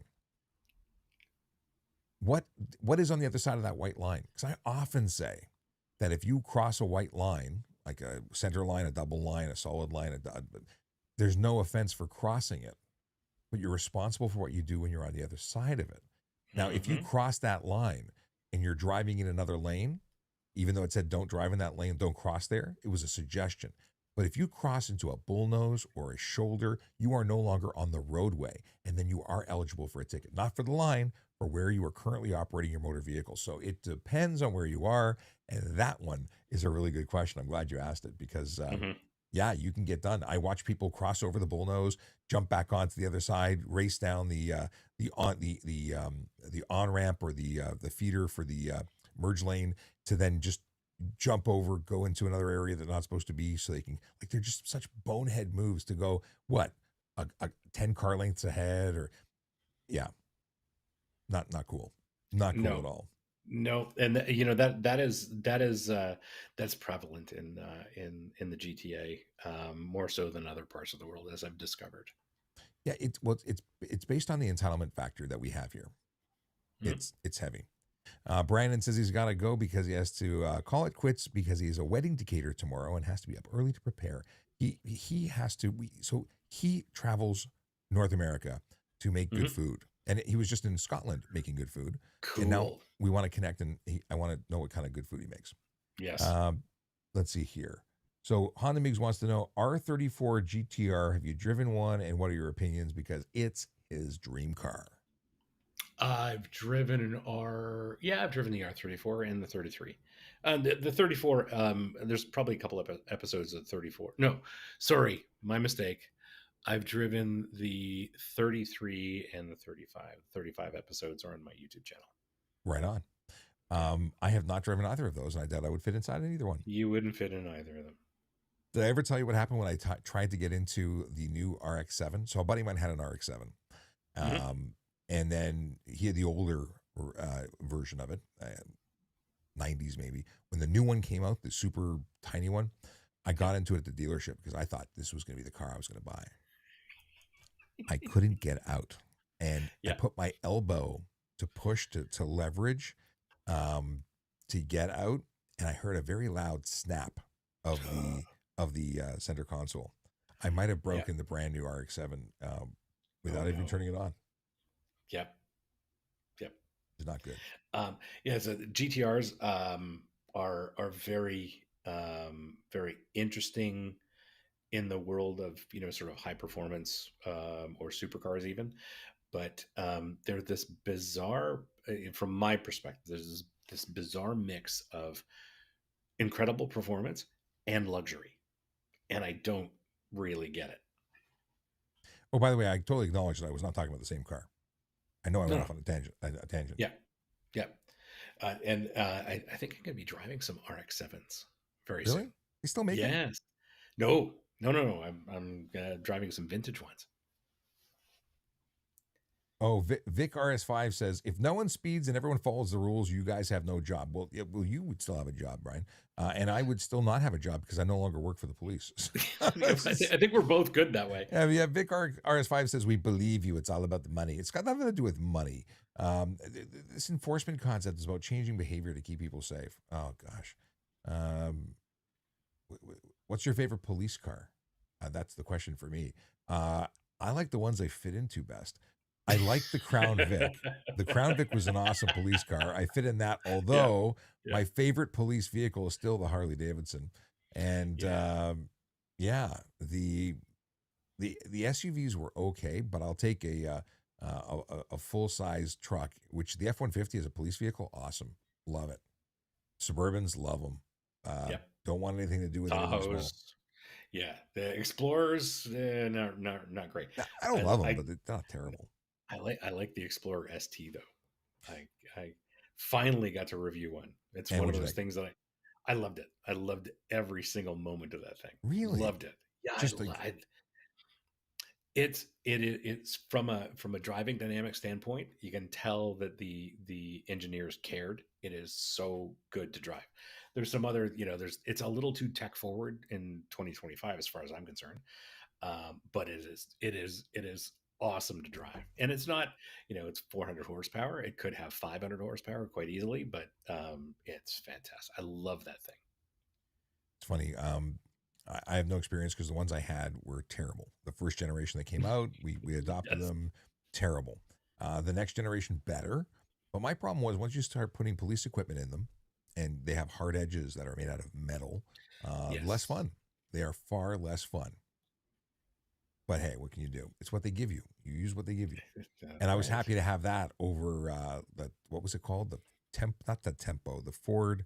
What was the one they just discontinued? The horrible, horrible car. Taurus Taurus. 500. Taurus. Do they have Taurus police They cars? had Taurus police cars, and they were all-wheel drive, and they Ooh. were actually not bad once you got in, but they were just too small, and they were ridiculous for Yeah. me. So Yeah. I drove one on the track. at the police track and hated every second of it. But it was the car they were teaching on. So it's what you did, what you got to do, and they throw it That's around. right. The nice thing about police cars that when you're training with them is they're not yours, so it's easy to Yes. hammer down and push it around. Uh, what is that one? I don't know what this is. Let's see here. I know we're at almost at the 1.5 hour mark, and usually this is where we try and aim to shut it down. But I want to scan through and see if there's anything that is important. There's so Vic RS5, who hates police or doesn't like police, and was Mm. very clear on that. And then is having conversations with Neha, but I'm not going to read all about it. It's just too much dialogue there as they carry on. And Neha works in the security industry and is someone I met at the Humber College because they're in the program for law enforcement, or were. Yep.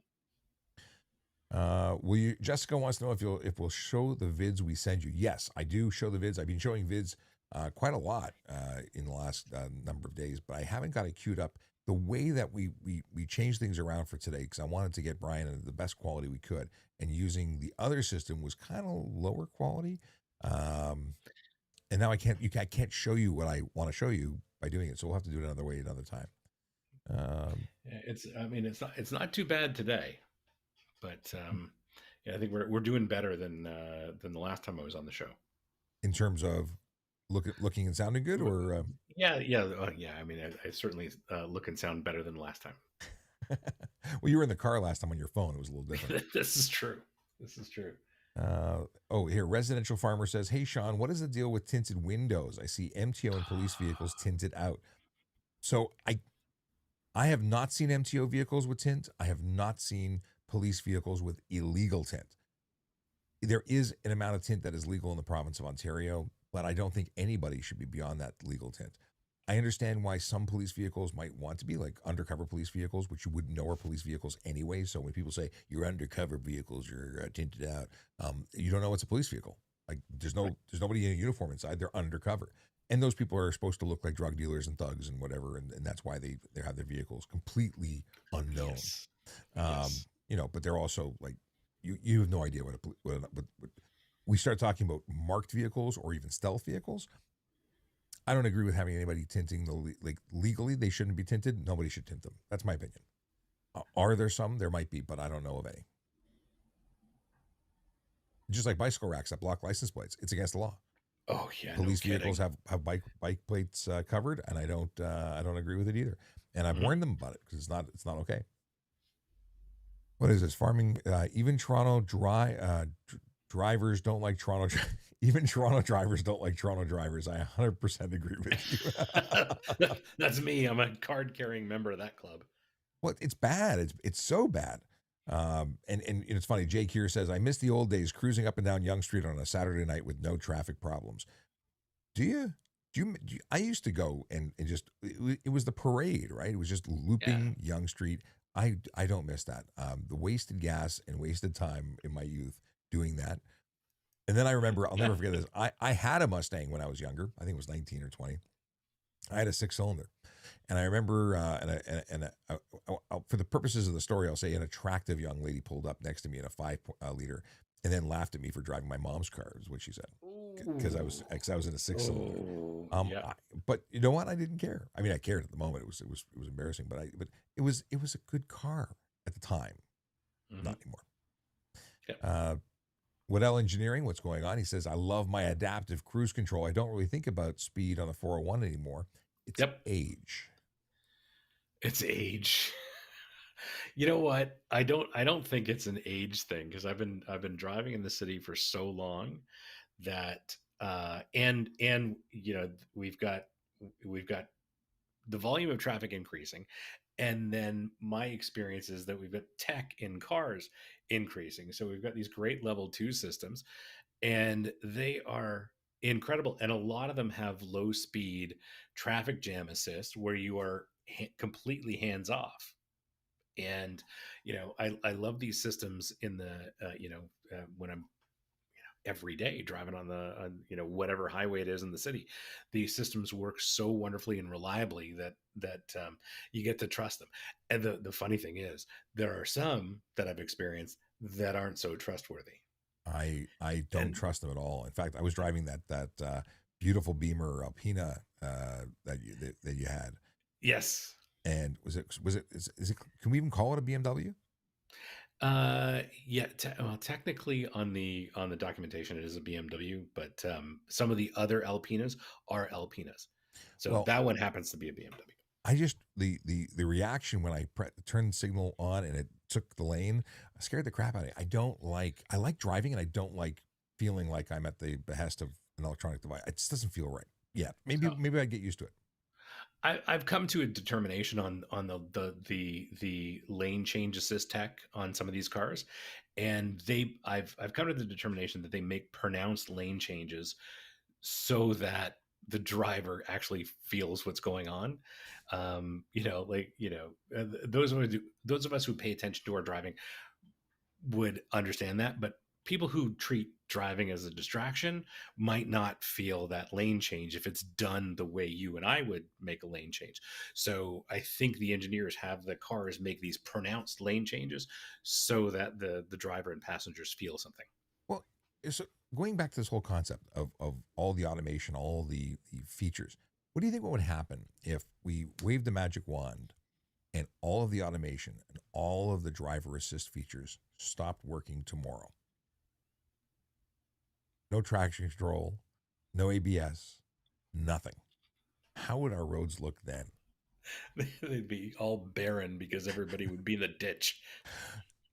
We have slowly eroded the quality of driver down to supervisor from driver. People Yes. are very confident because the computer is doing a lot of the work.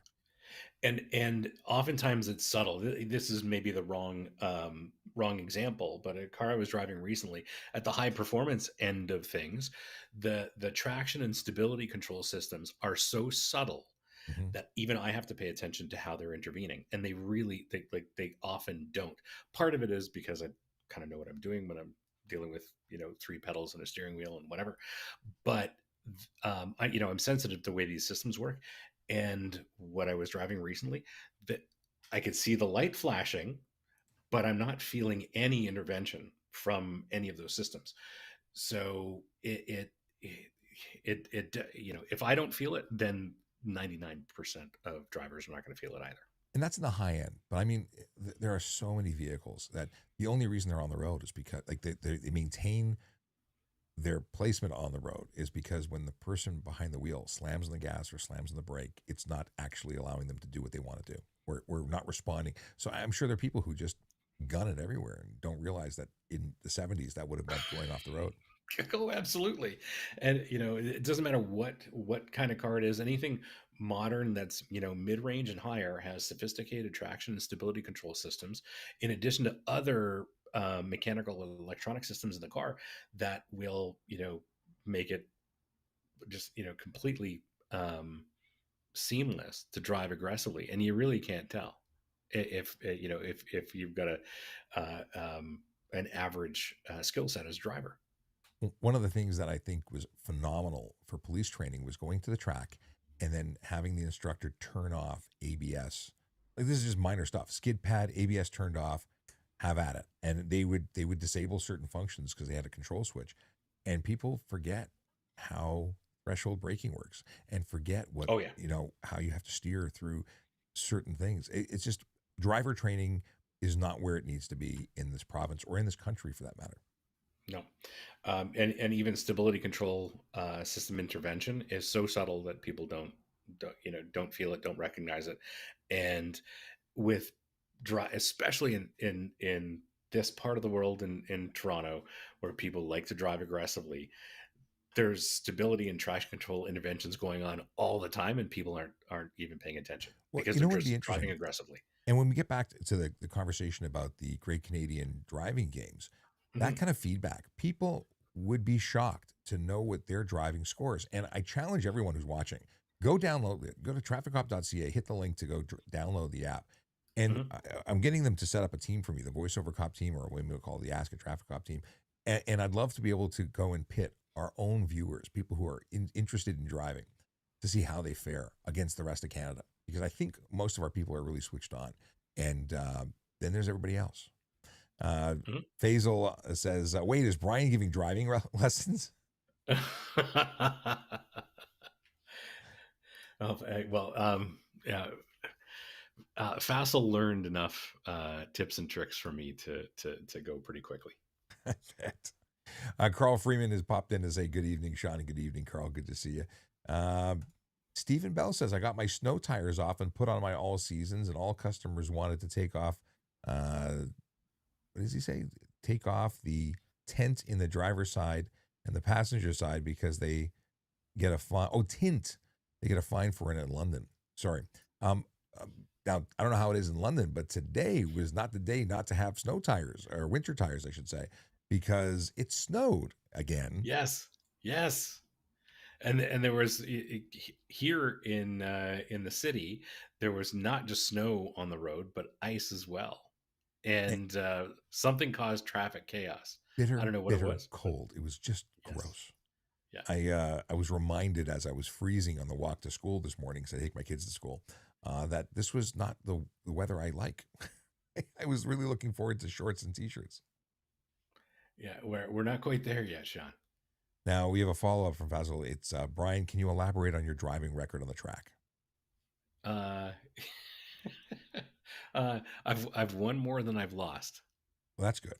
I think that's a fair assessment. But um, we were having a conversation because in the racing business, we were having a conversation a couple weeks ago, and so the person we were on the phone with said something along the lines of he doesn't believe that racing is a contact sport, and unfortunately my perspective on that is completely the opposite. I have no trouble using my car as a device to move another car out of the way. Isn't there, aren't there rules about that? Yeah. Mm-hmm. Mm-hmm. So how much contact is too much contact? One that That's stops the vehicle from staying on the that, road. that well there there's that, but even in there there's a bit of of an interpretation. So Well, and this is about track. We're talking about the track. we're Driving talking on about the road, you do not make contact with another no, no, no, no, vehicle. no, no, That no. is a bad thing. We're not just talking about track driving. We're talking about like sanctioned racing events. Yeah. And that's a completely different level. There's one thing thinking you're a fast driver on the road. Mm-hmm. There's another thing thinking you're a competent track driver, and there's a whole other psychological level when you get to the point where you're competing wheel to wheel against other people on the racetrack. And those are three big psychological steps that you have to graduate to, because if you think you're Mario Andretti driving on the on public roads, you're massively ill-informed. We got a message that came in from Christine, who says, I'm with Faisal. Brian, tell us more about your racing, my friend. This is now the harass Brian section. Yeah, that's fine. Yeah, well, both Fast and I are in a situation where we had to get rid of trophies because we accumulated too many. We did really well. That's a tough situation. Yeah, it is. So we both got rid of a whole bunch of trophies that we earned over the years, and we did pretty well. So I don't have a lot of them. So I have the tennis one I had from when I was 6, and then I have I don't know a lot of trophies. We got a question about dark tints. He says, I have dark tints in the front windows, but how come cops don't pull me over for it? Chances are it's because they've got bigger fish to fry at the moment, but just you give them an opportunity, they'll give you a ticket for it, like speed or do something silly behind the wheel, put lives at risk. And when they're pulling you over for one thing, you're probably going to get dinged for the other thing. And it's just about, the number of cops on the road and the ability to do everything. You can't catch everybody for everything. Ellipses, they have 3 dots for their username. Says, how do I become a police officer? I'm 19. Well, start off by going to tps.ca/careers and check out the posting where you can look at all the requirements of becoming a police officer. B58 says, I just saw a video of this cop chasing full pursuit in Etobicoke. I thought police can't pursue. No, police can pursue. It depends on the situation. And of course, public safety is always paramount, but sometimes you have to chase people. And although anybody on the air include the police officer, a supervisor, a dispatcher, anybody on the air can say, no, we're calling this off because it's dangerous. So it depends. But if they were doing a proper pursuit, there must have been a really good reason for it. Let's see here. Hell says, do you have speed limits with your lights and sirens on for police? So police are not, they have to articulate why they're going a certain speed at a certain point, but there is no speed limit per se that they have to stop at. Like I've done during IPP, the internationally protected person escorts, where we're taking a president, a prime minister somewhere, and we're closing the roads. Well, that road is now closed, and speed limits don't apply for us anyway. But I've buried the needle in 180-ish. Well, that's not really buried, but the fastest I could get a Harley Davidson to go with my butt on it was about 185, something like that. So for on a Harley, that's pretty impressive. That's fast. That's fast. Does that include Taylor Swift? I was not involved with that. Okay. I'm trying to think. Did I get 185 or am I mistaken? Maybe it was 165. Whatever it was real fast for that bike. Mm-hmm. But it's been a while, and now I don't remember. Now I'm iffy on my max speed. Either way, that's a closed road. Nobody in front of me. No, every stop along the way was blocked. Would I do that normally? No. Let's see here. Hey Sean, I'm getting ready to get my G1 license. Can you give me some tips? I can give you a whole bunch.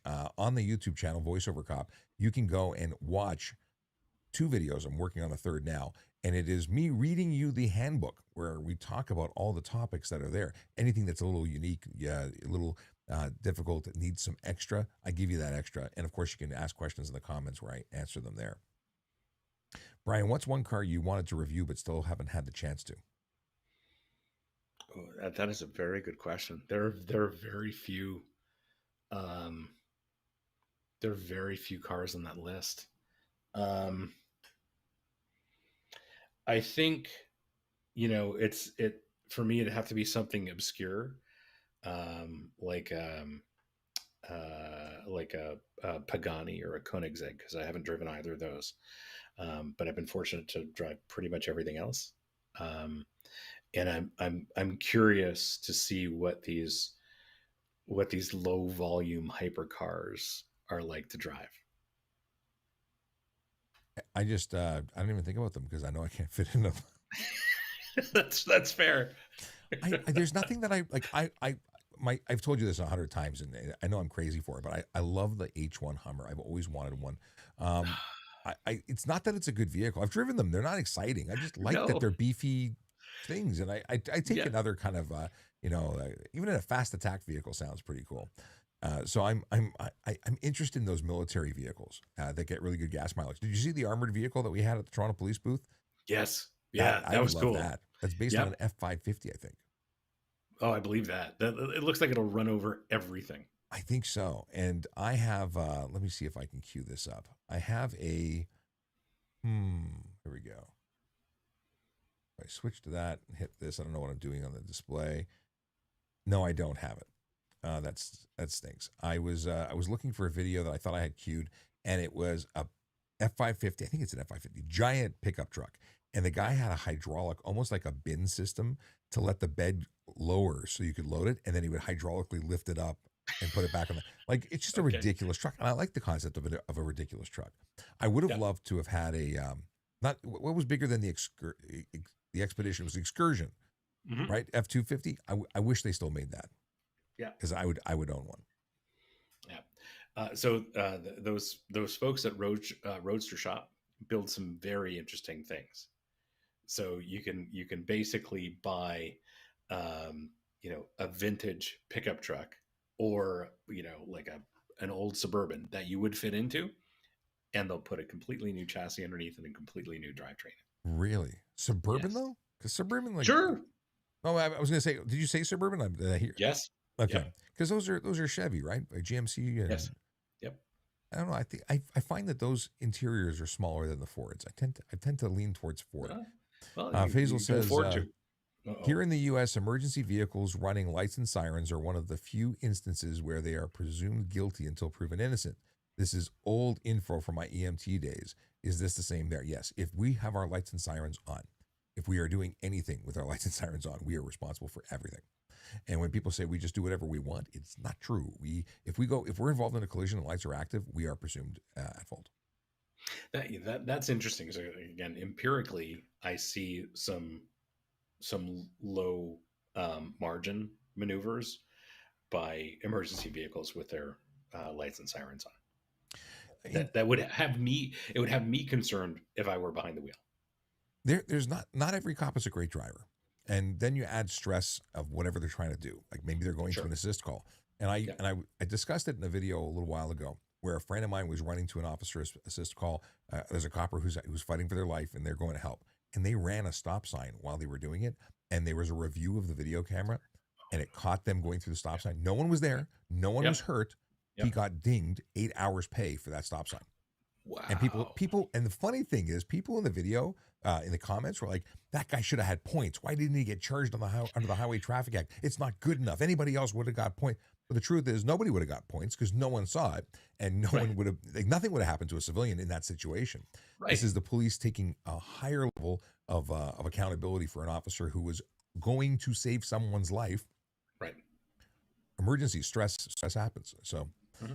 Very interesting. But yeah, it's a bad day at the office when someone gets into a crash on the way somewhere. Yes. Steve Chin is back. I didn't hear the entire time, Steve. Let's see here. Says, since both of you guys are car guys, just wondering if you also watch guys. Funny you should say that. What do you have or love? Well, I am so glad that you brought up watches. I am a lover of watches, as are you, Brian. Like we've talked a lot about watches. Yes. I'm wearing 2 of them right now, but I can't call these. You know, I have my computer on my wrist, and I've started wearing my Apple Watch on my right wrist because I want to have my left wrist available for timepieces. So that's where I'm at right now. I am wearing. To what? I'm thinking about joining you in the computer on the wrist revolution. Really? Yeah, it seems like it's necessary. I really like the fact that I started wearing an Apple Watch primarily when I was in uniform as a police officer. I didn't want to touch my phone. If I was getting a call, if I was getting something, I wanted to be able to have a glance at my wrist and not deal with my phone because that's a safety issue. I also like the fact that I can answer a phone call. Like I have a cellular enabled watch. I don't have to take my phone with me. It answers the calls. It does everything on its own. For $10 a month, that's a sense of security. If I fall down or get into a crash, it notifies emergency services. I love the safety element. And then there's the geeky parts. Like I track my heart rate and I sleep with it and I do all sorts of stuff like that because I'm interested to know.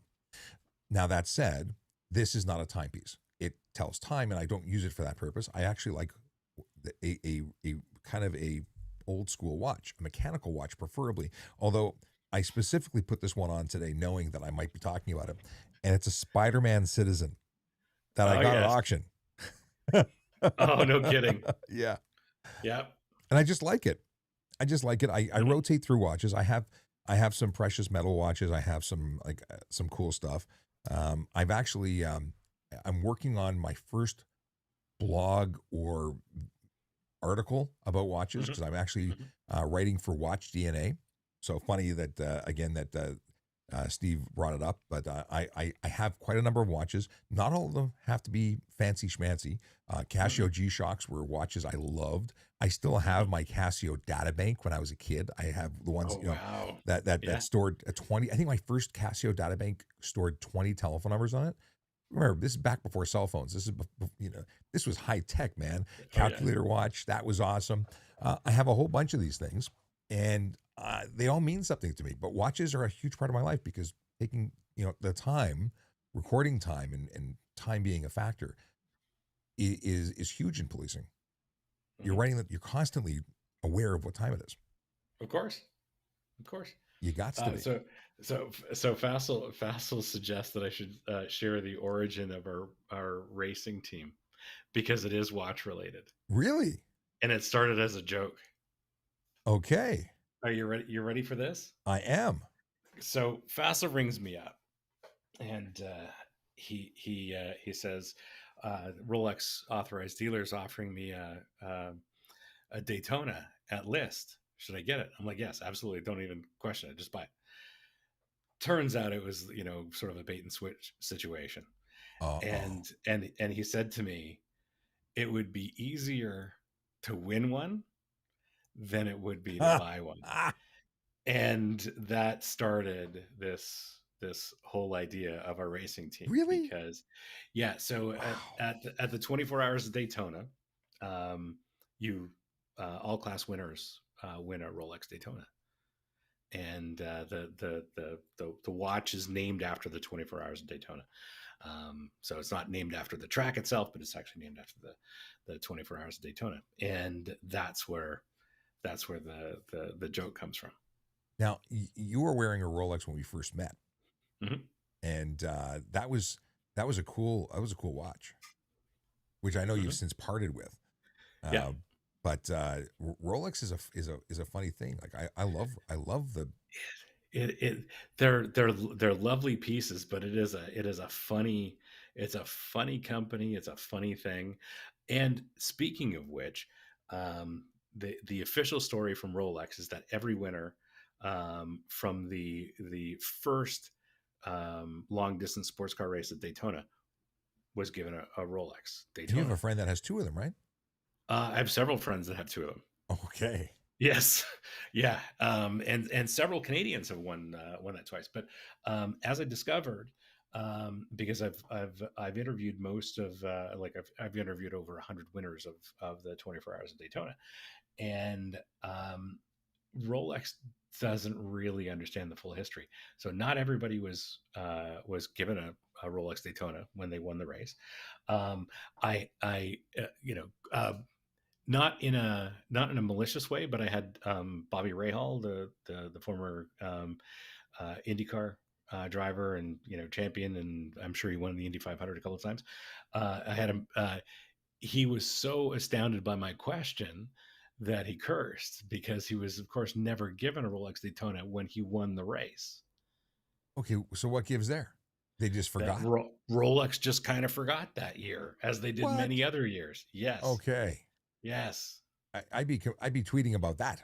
Where's my watch? Well, it's What year was that? Uh, off the top of my head, it'd be 81. There's a book over my right shoulder that has all that information. Okay. But I think that was 81 when he won overall. I might be wrong I might be off by a year or two. But yeah, Rolex doesn't even understand the full history of the race that they have been sponsoring for decades. That is unfortunate. What many people, if you're not a watch person, Rolex is just a difficult brand to buy at the moment, and less so now than it was over COVID. And it used to be that you could get a discount on a Rolex when you went in to buy one. That disappeared, and now you are on a waiting list. Sometimes 4 years, people are still waiting to get the watch they want, and part of that is because the stainless steel, the stuff that everyone wants, Yeah. is now difficult to get. Whereas if you want to buy a $100,000 watch, you could probably walk in and buy it. Um, Different watches for different price ranges and different availability for the different customers. In any case, it's a beautiful watch. I love Rolex. And I like the chunky watches. But now I've turned myself into this horology geek, and I'm interested in movements, and I'm interested in I don't want something with an ETA off the shelf thing Right. stuck inside. I'm Yes. like that doesn't have an in-house movement. I'm too snobby for that now. Mind you, I do totally appreciate the Citizens. I have a number of Citizens. I love titanium watches, so many cool things, and it's a whole subculture. There's cars and like Steve said, watches. So, Steve, I want to know what watches you love. I've got a bunch, but I'm going to sort of save that until I write about them. So I don't want to give up on my goods just right now on the show. But if you had do you have a dream watch? Do you have a watch that's a Grail watch for you? Me? Yeah, Yeah, they're yeah, Fassel knows this. It's the one that you earn when you win the 24 hours of that's the Daytona. one you want. That's the only one you want. That it's the only one that matters. The only watch, I would period. pretty much. It's I would never I've I've sort of test worn a Daytona. I didn't buy one. I would never buy one as long as the opportunity to win one at the Rolex 24 is still on the table, whether that's as a driver or as a team owner. Okay, interesting. I had a thing where I didn't want to buy a like I'm not going to be racing or winning anything. So my reality is different. I didn't want to buy a watch through the secondary markets. I'm not interested in buying a watch that someone got and then charges a premium on to make it Mhm. available. I figure if I'm going to buy a watch, it's because they want me to wear the watch. So with that, I was very fortunate to be able to actually buy from an authorized dealer a certain watch that I love. That I'll write about at a later date. We'll talk about it another Mhm. time. Just Mhm. a shout out to Chase, who's watching today from Dallas. He put 2,200 kilometers on the car yesterday and today. Chase is Well, watched while flying above North America. Like he is on this show. Whenever I'm on the air, he's there. okay. Um, just awesome. Do you have any dad jokes that you like? Me? Yeah, No, I don't have. I'm not really a joke guy. I did tell a lawyer joke the other day that I like. those are dangerous. You ready? You ready for this? Let's hear it.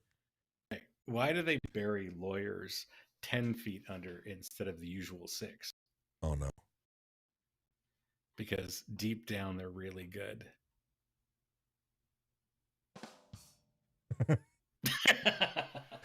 Oh no. Yeah, that could open up so many. We're sponsored by lawyers. Um, yeah. Yeah. There are. I've had actually. We were given a couple of dad jokes earlier. We'll have to get your opinion on these. Okay. Where is it? Where is it? Maybe it wasn't a dad joke. I could have sworn I saw. Oh, here one. Nicholas Rizzi. I got to read this ahead of time because Nicholas Oh boy. sometimes sends some stuff. Uh, this is the dad joke. Saving for After Dark. He says, "What's the difference between cancer and my dad? My dad didn't beat can." What? Oh, that's terrible. I can't even finish it. Like, Oh. yeah, no, I can't finish the joke. He's just, oh, It's yeah, this, it's kind of like that. It's kind of like that brand deal I couldn't send you earlier that I yeah, was offered. sometimes so Yeah, Nicholas it's is like awesome, no. but at the same time he's dangerous. Mhm. Um, cool. Well, listen, this has been a slice. We've gone for 2 hours, which is not a record, but it's certainly nothing to what is it, to shake a stick at? Yeah, something Yeah, like that. yeah. Anything to close it off? What's new? What do you do in the next little while? What's new in your world? What do you want to tell people about? Nothing terribly exciting. Just the the YouTube channel's been growing a lot in the last year and a half, so it's a bit of a beast to manage. So there's regular content there all the time, and right now working on some interesting things that'll debut in the next couple of months. Some cool new car content, some stuff I do want to drive, and um, shooting some episodes in some beautiful locations. So I'll be happy. I'm considering right now heading to Vancouver for um, for an event, talking to some Hmm. police officers out there because a lot of my content is very Ontario. Well, I'm in Ontario and I want to go reach out to some of my friends in Alberta and Vancouver and talk to them about the kind of experiences they're having. So I'm discussing a trip out there. I've also been Hmm. discussing a trip down to Arizona Hmm.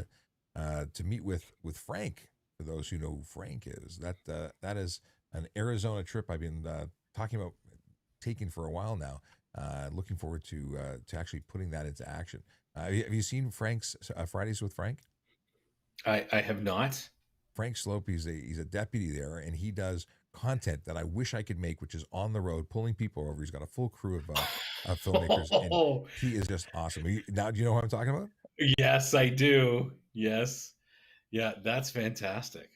Yeah, he and I have maintained some light conversation over the years, and at one point he commented on a video, and I said I have to come down and create some content with Yeah. you. He says, "Come on Yeah. down." So Of course. I want to put that into action because I think that would be phenomenal. So speaking of British Columbia, I have to say some of the best roads that are well kept secrets are on Vancouver Island. Really, Yeah. I have turf. I have some turf connections there, so Hmm. may have to go down there. Now, Steve says this is circling back to watches. He says I have a Rolex, two Breitling, a Concorde, a Coach watch, 2 BMW watches, an Adidas watch for the gym. Got turned off from You got Rolex with turned the off whole from Rolex. games. Yeah, yeah. I mean, and that's more demand driven than supply driven, I'm sure. But yeah, He also says being yeah, been looking at Panerai, and his Grail is a Patek Calatrava, and the Calatravas are gorgeous. Patek is one of the. I mean, Patek is interesting. My brother's on a Patek list apparently. Um, a list doesn't mean anything, but it is a watch that I don't plan on. It's outside of my price range. And Patek, I think, is an today, invitation to today, get. Who and knows? Who knows? you never I bought lottery tickets. It's possible. In fact, if I get 100 grand by competing in the Safe Roads Challenge, that's the Canadian, the Great Canadian driving game. Who knows? I could put it into a watch. know. Why not? Yeah, You know, I would support that idea. I would I actually would reinvest it into traffic safety and some hoagies or all you can eat steak nights. What a great idea. By the way, I got to tell you, I'm now how many days? I think I'm about a month of no carbs, maybe 25, 28 days of no Yep. carbs. Yeah. And I was wondering like why I plateaued, because I dropped about 6 or 8 pounds, and then I sort of sat where I was, and I feel great. Don't get me wrong, but I've been using hot sauce like ketchup, and I said, you know what? That's hot, which is great. I love hot food. Now, what happens is I read the label for the first time. The hot sauce that I got turned onto has a lot of sugar. I might have been just Yeah. I did that for quite a while, and you have to be relentless about everything, including sauces. Well, I'm used to the hot sauces, and I never even thought about it. But Frank's hot sauce, no sugar. What's the other one I like? Lola, Leela, something like that. I can't think of what it's called. The Cholula. Cholula. Thank you very much. And there was not even close to Lula, but Cholula, I guess it's close. That one has no sugar if you get the original one. So I'm just used to, I didn't even think about it. And I buy that other hot sauce that I really like that my buddy bought me for Christmas in I think it's 3 gallons at a time. And I killed the 3 I used the 3 gallons from Christmas, and I'm halfway through the second 3 gallons, and I'm no. maybe there's a problem here, but I couldn't figure it out. Anyway, I should see some dramatic results now that I've nixed that. I'm sad to see the awesome flavor hot sauce go, because I was using it's called third degree. It's called Third Degree. It's basically what all the wing places use in their sauce combinations, and it's the stuff you can only buy commercially in the giant vat. I think it's only commercially available, but I probably put like 3 ounces on eggs. Like I use a lot of hot sauce. I like hot sauce. Yes. Christine says thank you both. Thank you, Christine. Thank you for hanging out with us. I've had a lot of fun. It's always a pleasure to have Jan, Brian. Yes. We chat all the time, but it's pleasure. interesting doing it in front of 1,000 people or so. Yes, and I'm getting up in a handful of hours to go drive to the countryside and do a little off-roading in a truck. I have to go publish the ads prepare and schedule tomorrow's show, because I'm going to be on AM 640 at 6:50 in the morning talking about driving on the shoulder, and then I'm going to be back. What am I doing? Then I'm going to be back at 10 a.m. for Ask a Traffic Cop, the regular edition, and we'll be joined by Jerry Agar on News Talk 1010, because we blend our shows. I take questions from his his around the his international, I don't know, his syndicated audience. It's across Ontario. Yep. We had a last minute jump in. As I'm saying goodbye, that's when Josh decides to ask questions. When on the track and you get into a collision with another driver, what happens? He's very curious. Whether you are doing a track day and just enjoying your car at the racetrack, or whether you're competing in professional competition, there's no insurance. Or if you do find yourself with a policy, it's extremely expensive and the deductible is extremely high. So in short, you are on your own. So when you take your car onto the track, or whether you're racing a car onto the track on any track, you are completely 100% responsible for what happens to that car, even if somebody runs into you.